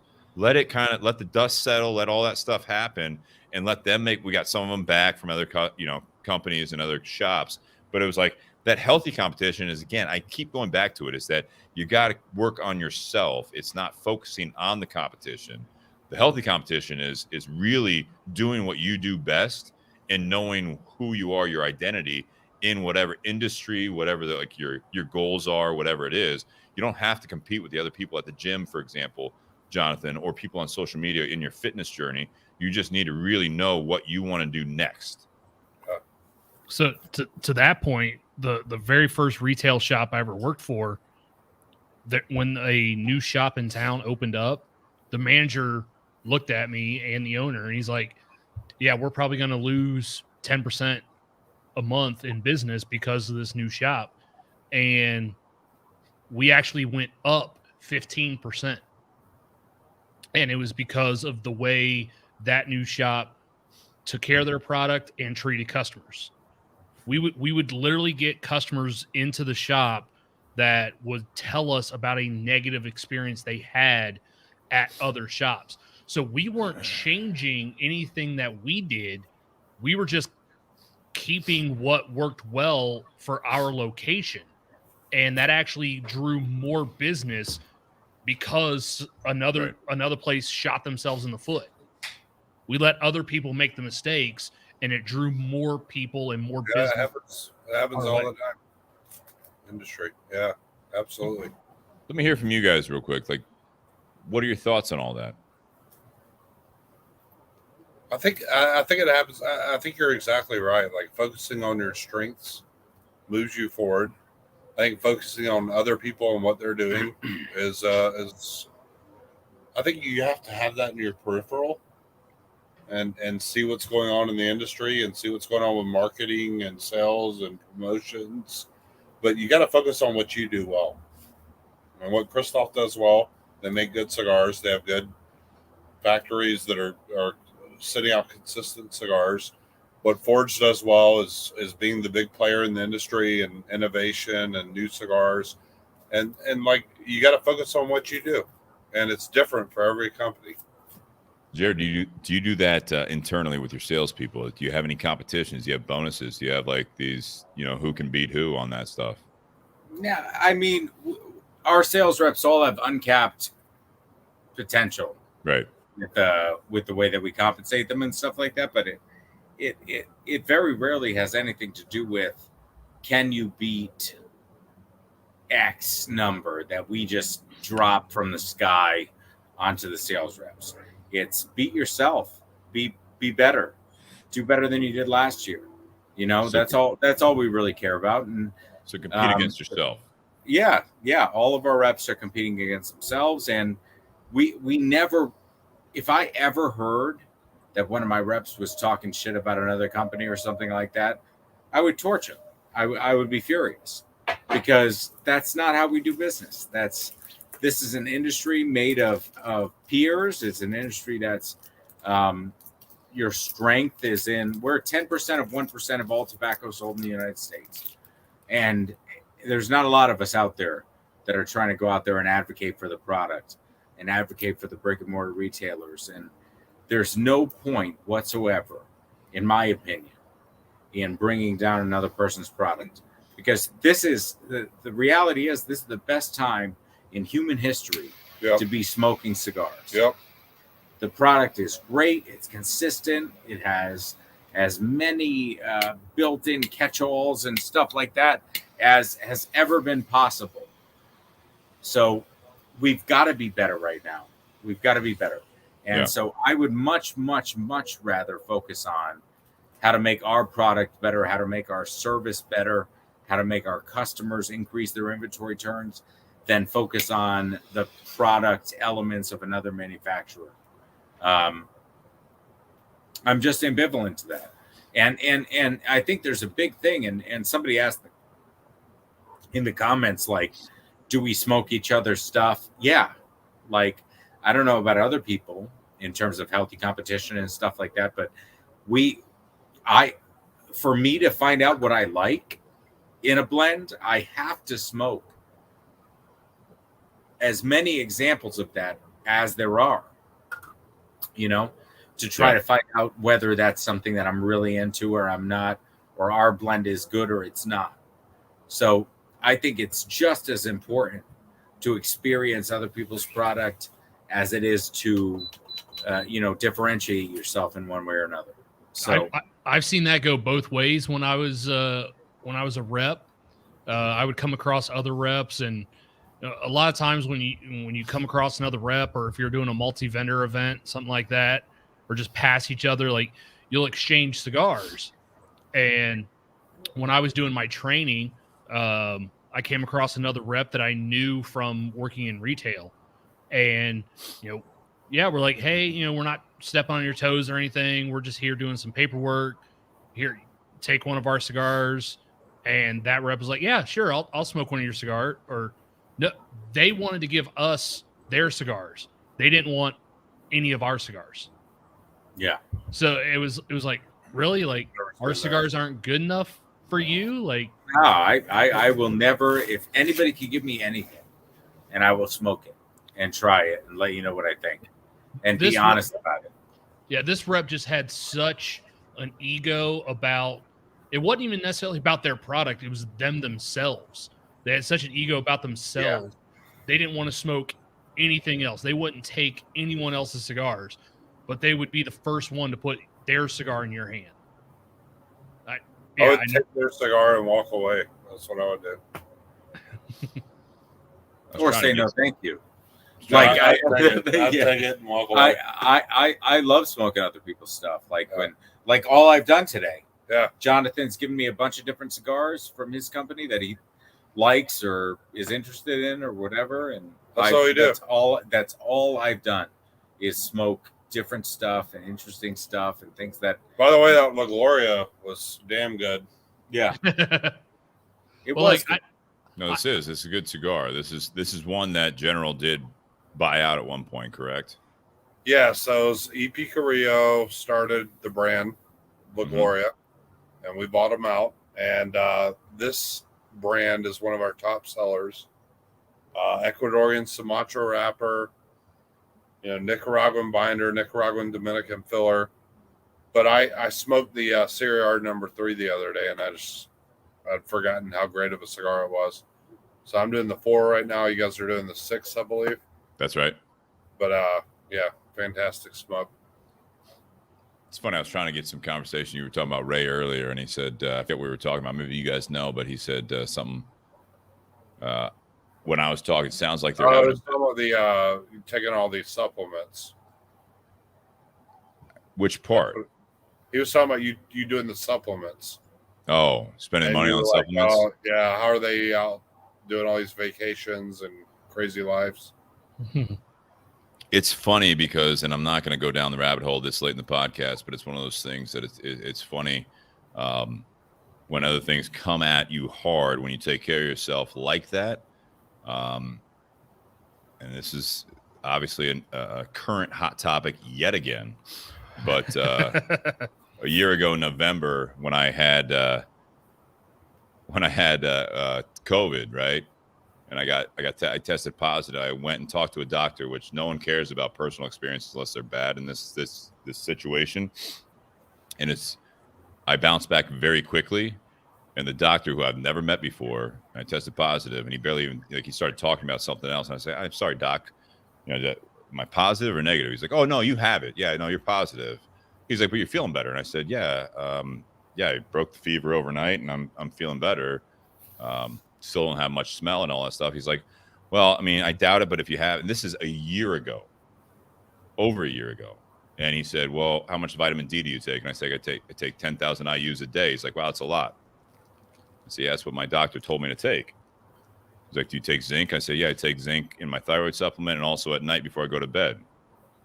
He's like, "Well, that's probably why you're feeling better already." Yeah. But a year later, you try to talk about that. There's still this divide on that type of stuff. And it's like, you talk about that. It's like, yeah, maybe those vacations are great and all that stuff. But I try to do things right on the healthy competition. I try to do things right in a healthy way every day on that regard, on the fitness, like the health side of it. And in the climate that we're in right now, it's sad, a little bit ironic that I can't even travel to a lot of places unless I show the vaccine thing and all that stuff, that it's like, I can't say, "Hey, I've been taking these. If I get that, I will bounce back very quickly because I take care of myself." But we're more worried about people that don't take care of themselves on a regular basis. We're more worried about taking care of people that don't have a healthy competition in their job every day. They do their best every day. They get up, they go to work, they do all that stuff. But we want to actually focus on helping the people out that aren't doing those things, that are in tough spots because they didn't take care of themselves or they didn't put the work in. That is something that I do find, I guess, interesting in that regard, is that you talk about all this stuff and it's like, those people like you were talking about in your industry, in the cigar industry, it's like you have the reps that you want to try to help out, but if they're not doing the work, it's on them. Yeah. I'm not relating that directly to COVID and all that stuff, but it's like if you have someone that has in their life let themselves put themselves in a place that they are susceptible to something that is going to put them at risk because of their life choices, their priorities are put first, other than the people that have done things in a way that they've learned and they've put the work in over the time, that they're put last behind the people that have done themselves wrong in a sense. And now you've got that priority over yours. Well, I think we've with this situation over the last 2 years, we have lost focus of the best practices. Yeah, a little bit, because I've seen a lot of that recently on social media. The people that take care of themselves and they're not obese, they don't have high blood pressure, they don't have high anxiety, they don't have diabetes.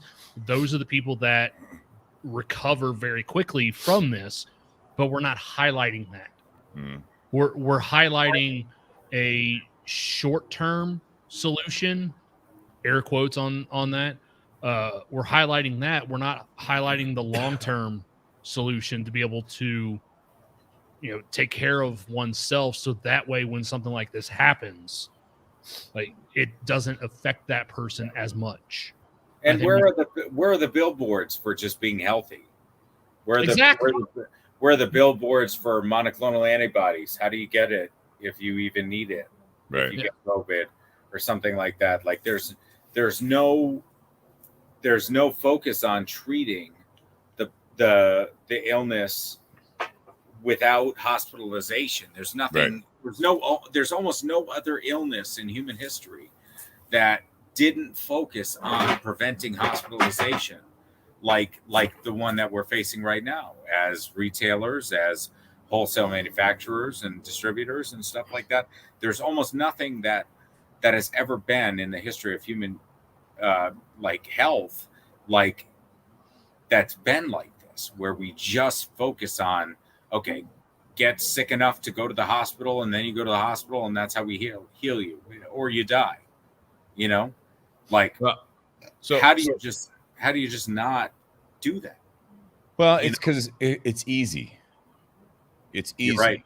Someone talking else's about problem. business. First of all, talking about business, it's the same thing. You want the bonuses, you want the more money, you want all that stuff, and it's like there are two sides of it. You want that in your job, that whatever you do on a daily basis. If you're working for a company that does not reward you for that, and you stay there, that's on you. Yeah. Okay. That's it. Yeah, you're right. It's not just about like you go start your own business and you do all that stuff. But to Ray's question here, staying at peak health for what though, Steve? What are you doing with all that health? That's what I don't get. If you miss out on everything else because of it, then what was it for? Well, I will look at that in the last couple of years, and it's so polarized in the sense that in the last 2 years, I've continued to live my life, right? I've been able to go to work. I've been able to still provide for myself. And I know a lot of people are able to do that without that, but I also didn't live within my four walls, be scared to go outside. I was not any of those things because I did my own personal experience. I'm not a doctor. I'm not the high end officials on these opinions. But when this stuff happened, I'm not saying I could be wrong, but so far I've been right. And that's one of those things. I actually did education before COVID-19 came out. So in the last 2 years, I wasn't holed up in my apartment or house. I wasn't pushed against, like, I'm not going to go see people that I care about. I did the right things because, again, in the healthy competition type of a role, it's the same thing. I was doing the work on myself on a consistent basis. I was keeping myself healthy. I was staying employed. I was doing all these things that I saw people around me, close to me, that deteriorated mentally, physically, all these things because they did not do those things. So to that point, yeah, okay, I didn't get to travel. I didn't do these things. I didn't go see the world. Those things aren't as important to me as they are to other people. What's important to me are the people that I care about, and I want to see them. And that's what I tell you what, right there. So your point is that you're living your life and preparing for the pandemic. No, I'm saying I'm living my life consistently so that no matter what is thrown my way, hopefully I can actually, hi, Tony. We got Tony out in the garage. I'm living my life in a sense that hopefully, all things considered, and I can be hit by a bus tomorrow. I can have all the problems that everyone else had, but I am not living my life in a stressful way right now because of outside factors. So I will say that's my point. Sorry, I was distracted by my dog. Sean put a big comment up, and I'm going to comment on that here. But that's my whole thing. You know, that is like, you do these things, you do that. You get fired from a job, even though you feel like you're doing your best work, you're doing all those things. You don't have anyone else to hold, resentment towards, because you've done everything that you could to your best ability. That speaks volumes. You know, Jonathan, again, you were moving away, you found another job almost immediately. I think it's important. I mean, to raise question, it's funny. Am I preparing myself for a pandemic? No, but a lot of people that were traveling and wanting to do all their stuff, they lived a very hypocritical lifestyle where they were doing something, and all of a sudden they want a handout to help them with the fact that maybe they spent 50 years treating their body like a dumpster, and all of a sudden it's like, all I care about is something that's going to save me right now. It's like, well, what did you do leading up to this? Yeah. And here in Texas, it was never like an enormous thing. Obviously it's on the news and stuff like that, but the reality is, like, here, you know, you just try to not be an asshole, you know. Yeah. And if you could avoid being an asshole, that'd be great. If you couldn't avoid being an asshole, then it is what it is, you know, and people would call you on it or not, whatever. But like, is it crazy to think that, like, I would try to be healthier right now than I've ever been in my entire life? No, I don't think that's crazy. I want to be, I used to wipe, like, and Jonathan knows this, like when I flew before the pandemic, before this ever existed, I had little individually packaged Purell wipes and wiped down the seats and stuff. Because you know what? Like, planes are full of dirty ass people. Yeah. Like, I don't think that it's unreasonable to expect to be more healthy now, or try your best to be more healthy now than you were before. I don't think it's unreasonable. And I don't think it's taking the tact of saying, like, I'm taking this side or that side. I just think it's saying, like, you know, right now, health is more important than it's ever been. It should be a wake-up call for all of us. It should. And yeah, Steve, you were doing it before. But those of us that weren't as involved with our health, hey, it's a good wake-up call. It's a positive wake-up call. They're like, hey, get more serious about your health. Get more serious about what you're doing. And that's a good thing. I think it's a total good thing. And I don't think it's that extreme. Like Ray's talking about, like, can't keep throwing extremes up there to justify what you do. Like, I don't think it's extreme for me to not be dirty and for me to wipe down plane seats before I fly. I fly 110 times a year, Ray. That's more than most people fly in their entire life. And I've done it every year for a decade. And so me wiping those seats down, that's not fucking crazy. And me trying to, you know, eat some vegetables so that I'm not sick all the time isn't crazy. And, you know, like, I know that the what are you saying then? I'm reading these comments. I love it. I love, like, it's a fun aspect of the show that we have the live feed. Yeah, right? I really like it. So like, to that point, like, I don't know, he says that's not his point. You can't keep throwing extremes up there to justify what you do. That's exactly what the world's doing right now. We've gone down this rabbit hole right now, and that is exactly what's going on right now. So the point is that if you have spent your life, and I'm not talking about the people that those the rare freak cases with what's going on with the COVID-19 and all that stuff, but the facts are facts, and it is something that if you are overweight, if you have put yourself in a health risk, not the ones that are genetically that way, but the ones that have done their lifestyle that way, I'm not saying throw them to the wayside. I'm saying that you can't negate the people that are fine by living a healthy lifestyle, physically, mentally, doing these things. That there's way more science behind that than there is with this, is that we know a lot of things that you can live a healthier lifestyle. So when something does come, whatever it might be, everyone unlike him is going to die from COVID. That's not No, We it's get not what you're what saying. I know, Dave. We I get what know, you're I saying. know what That's you're not saying. it at all. But- But I also gotta know tell you what, if you don't know that vitamin D, if you don't know that exercise is good for you, if you don't know that eating better and healthy is good for you, if you don't know that sucking down sodas or sitting behind a desk all the time and that's all you do with your waking days, you are setting yourself up for a shorter life. Now, I saw someone post this, and I saw it was a news story. It was actually a news source that they were talking about Japan and how they are not having the same effect. And we're way down this rabbit hole, and we're late in this podcast. Might as well keep rolling a little bit. But they were talking about Japan. First thing I did, not because I'm against the vaccine. I think I took one shot because that's what I wanted to do because of the people around me. They wanted me to do that, and I made my own choice. I did that. I haven't taken any other shots beyond that, right? I got COVID, and when you talk to people, I know someone that's close to me now that, she got all the shots and then got COVID, and her response is like, maybe it could have been worse. You're right, it could have been. But I had an experience with it, and my experience is, as I said last year, is I didn't even get COVID right to some people. You know what I mean? Like I had it, but it's like, oh, well, you were lucky. You just didn't really like having it. Yeah, like the majority of people. So I look at this as like I look at Japan, and the first thing I looked up was what is the obesity rate in Japan? I encourage all of you guys to look that up. It doesn't compare to USA. It doesn't compare to the UK. It doesn't compare to most first world countries. So the fact that they're not having the same reaction with the recent stuff, they also have a very low obesity rate. They also have a different diet. They also have these lifestyle things that they probably won't have the same thing because they live a different lifestyle. Well, even the same thing, heart disease, these types of things.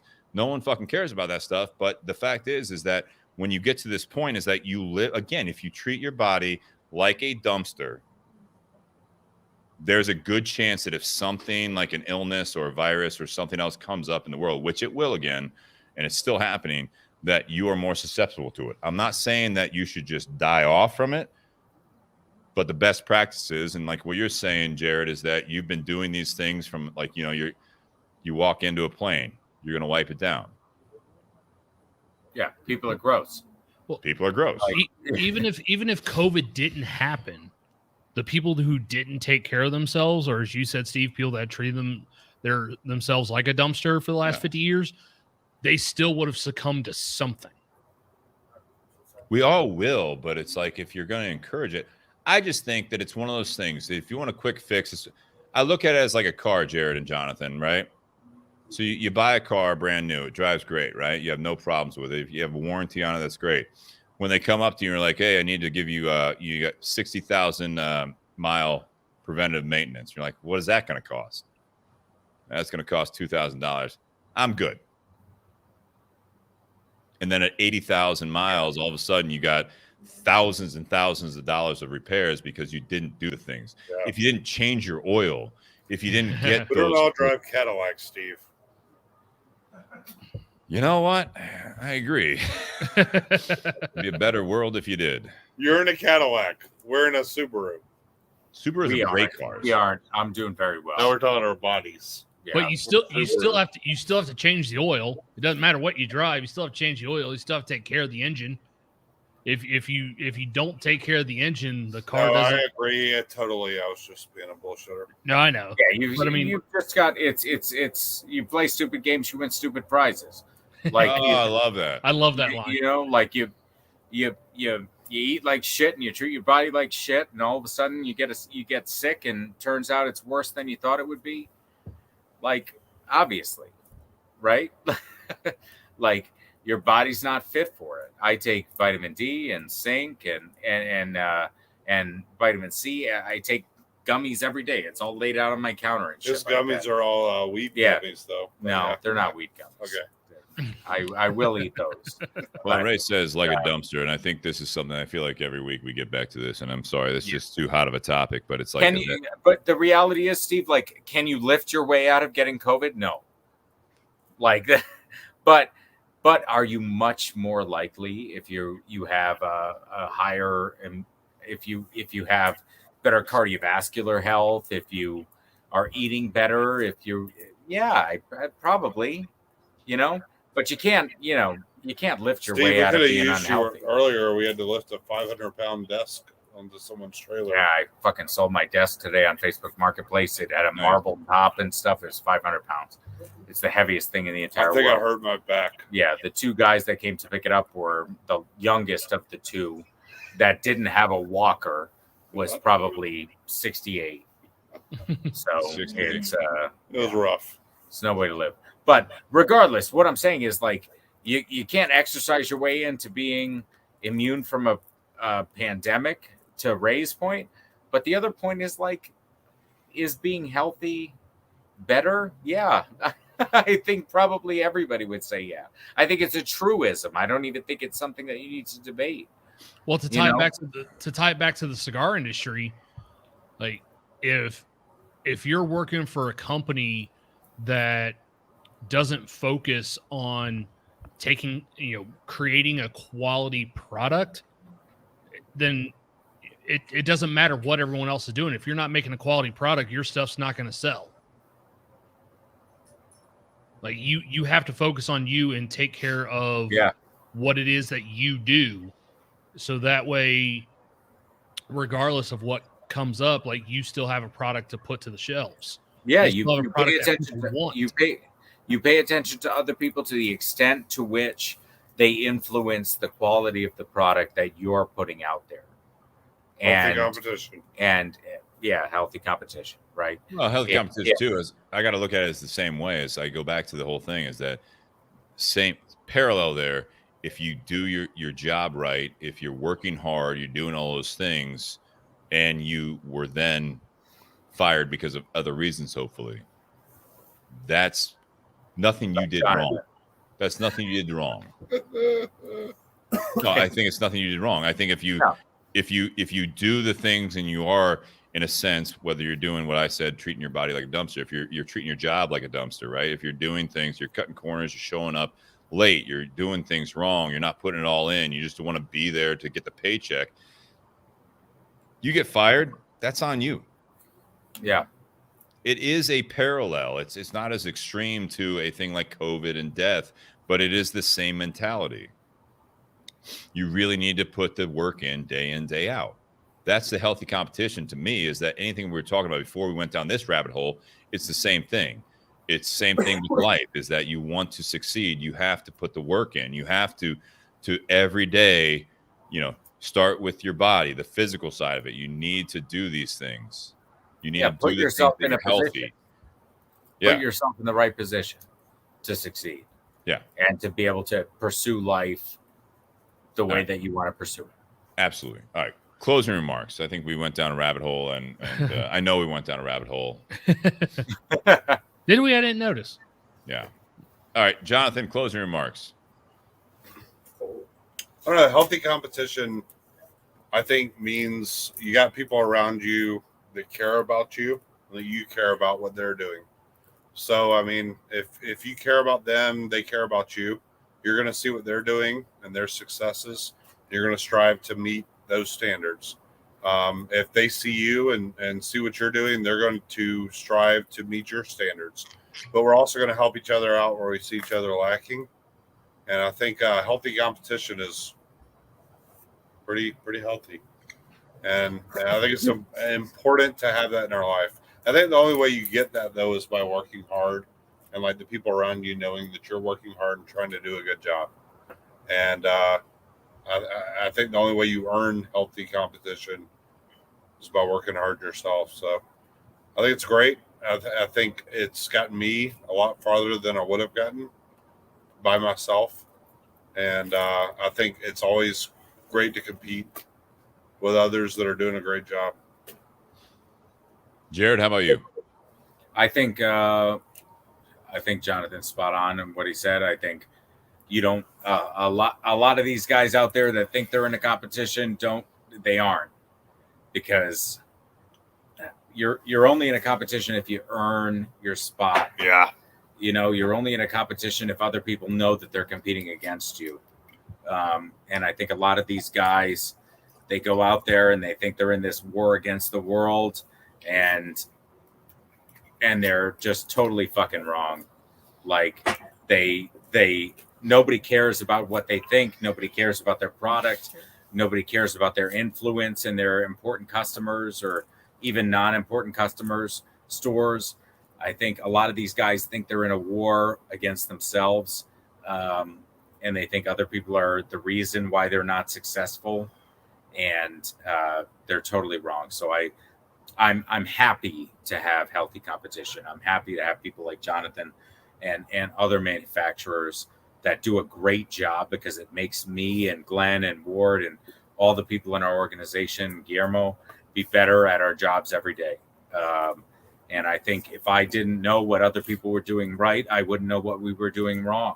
And I think it's extremely important that everybody gets better and everybody competes and everybody communicates and advocates for the industry that we all care about. So in terms of healthy competition, there's that. And then in terms of Kristoff, I can only hope. I know we won't be the only cigar that you smoke, but I can only hope that when you walk into the humidor at Tinderbox Easton or any other store, I can only hope that you reach for a Kristoff and try to support the brand as best you can, you know. And I know that we do everything we can on the manufacturing side to earn your business. So I appreciate the opportunity to be on the podcast. It's very unfortunate that Jonathan had to be here with me. Agreed. But I think you got a whole roundtable agreement there. I appreciate the commenters, Ray, Sean, all you guys. I appreciate you guys very much. So just grab a Kristoff when you get a chance. Appreciate you. Nate? I think the first part, when talking about a healthy competition, Reiterate, Ray's a smart man.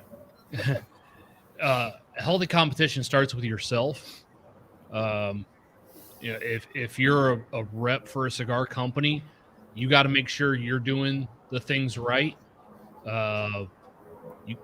If you're not doing things right, you don't have a leg to stand on to tell other people they're doing something wrong.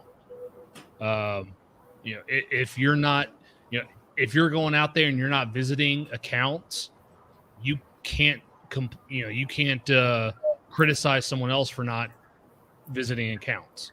It's like you're not doing that as well, so you have no basis for that comparison.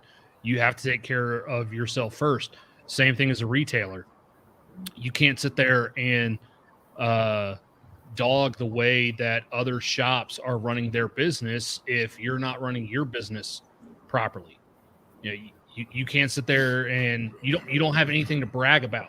You can't sit there and say, you know, oh, we take care of our product better than they do, but you don't take care of your product. We offer, better customer experience. If you don't educate customers, you have to take care of yourself first, and that'll stand out and also gives you a leg to stand up on the competition as well. So it all starts with you, but also from whether it's a rep, retailer, or even personal, if you're taking care of you and it causes others to want to be like you, that's going to cause them to do better. And then it kind of pushes you to do a little better as well. And so if we all, if we're taking care of ourselves and then we try to do something better than the competition, then the product as a whole continues to get better. If cigar manufacturers look at other companies like, hey, these companies are making this product really well, I think we can do this better. And then you come out with a better product, and then now another company comes out with another product, and then another company comes out with another one, then you come out with another one. It's a competition that drives a better quality of product. And if we all have that healthy competition where we're not dogging other companies, we're just wanting to do better, then the overall product that we're providing to consumers, ourselves, or whatever it is, the overall product becomes better. And that's what I think a healthy competition is lifting yourself, lifting others, and you all continue to grow with the times.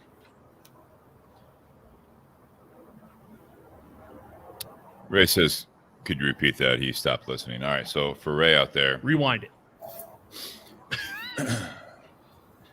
healthy Ray. Oh, Vietnamese Ray. Vietnamese Ray. So no, real quick, it's simply that you need to know your competition first, right? That's one, right? You also need to know your strengths. We had a great podcast a while back with Nicholas Perdomo III about the SWOT analysis. This is something that is a business term, but I think it's something that you really could use in your everyday life as far as knowing your strengths, weaknesses, that's internal, opportunities and threats are external. These are those things that when you look at your healthy competition is that you really can improve yourself in doing that. Nate, your point of knowing yourself and working on yourself first is big. We did transition a little bit into the health side of it. This is the same thing. If you want to compete at a higher level, you have to take care of yourself from the ground up so that you are able to do that. Physically, mentally, all of that is tied into it. If all you're doing is trying to survive the day, you've already lost, right? But there is the mentality that you want to survive the day or be better that day and do the best you can that day. Now you're in the game. If you know other people's products, that's great. But you need to know what you do well. Yeah. But by knowing what you do well, what you deem important, even going back to what Ray was talking about with, living a better life, like traveling, all that stuff. If that's important to you, you figure that out. If your health is important to you, you figure that out. No one is out there. They're going to judge you. But the thing is that if you prioritize your life and you do the things in your day-to-day life that get you to the goals that you want, what I was talking about with the size of a company, like with you, Jarrid, with Kristoff versus like a General or Forged, those are different days. Those are different goals. These are okay. There's always different roles there, but it goes back to you want to be the best at what you do, then you need to do things that it does start with you. Yeah. So Nate, who's in the audience, set your goals versus yourself. Nate, do you want to get on the mic? Set your goals against yourself and not other people all the time. And I think that's really good. Totally right. I did. Totally right. No, I think it's very important that you do that. Healthy competition starts with you. You have to compete against yourself, and then you can compete against others. That's true in sports. It's true in life. It's true in business. It's true in relationships. You absolutely have to put your all into everything that you do.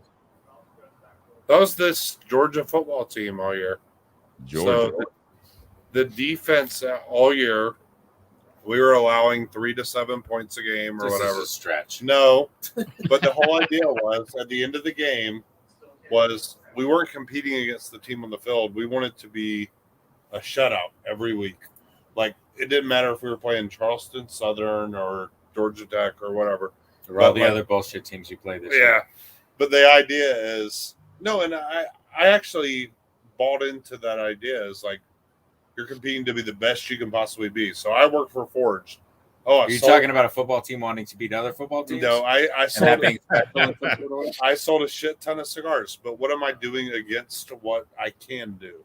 What am I doing against what the best I can be is? Bare minimum. Exactly. But that's me. But what I'm saying is if you're doing it right, you're not doing the bare minimum. You're doing the best you can possibly do for yourself with your numbers and all that. Like it's literally like, what can I do? It doesn't matter what the company sets my goal as. You would be amazed how much you can get accomplished when you don't care who gets the credit. Yeah. If you just focus on adding value for whoever the other person in the transaction is, then Yeah. you can achieve a lot. Sorry, Steve, to jump into your final points. It always happens. It's fine. But I will say this is that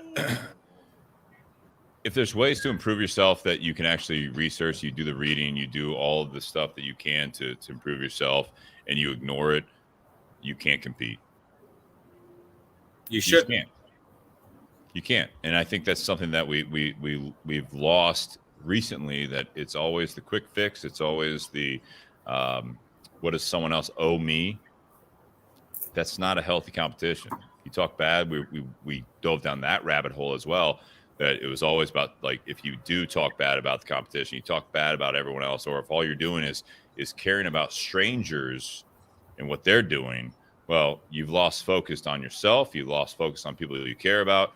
You always have to really start with your inner circle and then work your way out. And that's where I'll leave the closing remarks. So, guys, thank you very much for joining us from Texas. Jonathan, thanks for setting this up. Yes, sir. For those that are listening all the way to the end, I appreciate it. You guys have been great. The conversation's been great. Jared, I think you can appreciate the live commentary from the audience. Love it. It's a little different from the podcast I'm sure you've been on. Jonathan, it's what you expected. All right. Happy Whiskey Wednesday. I want to say Merry Christmas to those that celebrate Christmas. Merry Christmas to everyone. We're a few days out. Your very festive glass. It is, yeah. I got a green frosted glass. I hope you guys have a great Christmas. We're going to see you guys next week before New Year's. And I do want to throw that out there. We'll put it out on social media, the Facebook page, the community page, that we're going to be doing end of the year podcast with some Q&A, what you guys want to hear from us, who wants to be involved. We might get some special guests on the feed, I hope. And we have a special New Year's bottle from Barrel Bourbon. Barrel Craft, yeah. Yeah, Barrel Craft sent us a New Year's bottle. So, guys, happy Whiskey Wednesday. Enjoy the holiday. Hope you guys can spend some time with your friends and family. And if you can't, we hope you guys enjoy some good cigars, good whiskey and bourbon. And we will see you guys next Wednesday. Happy holidays. Cheers. Cheers. Cheers.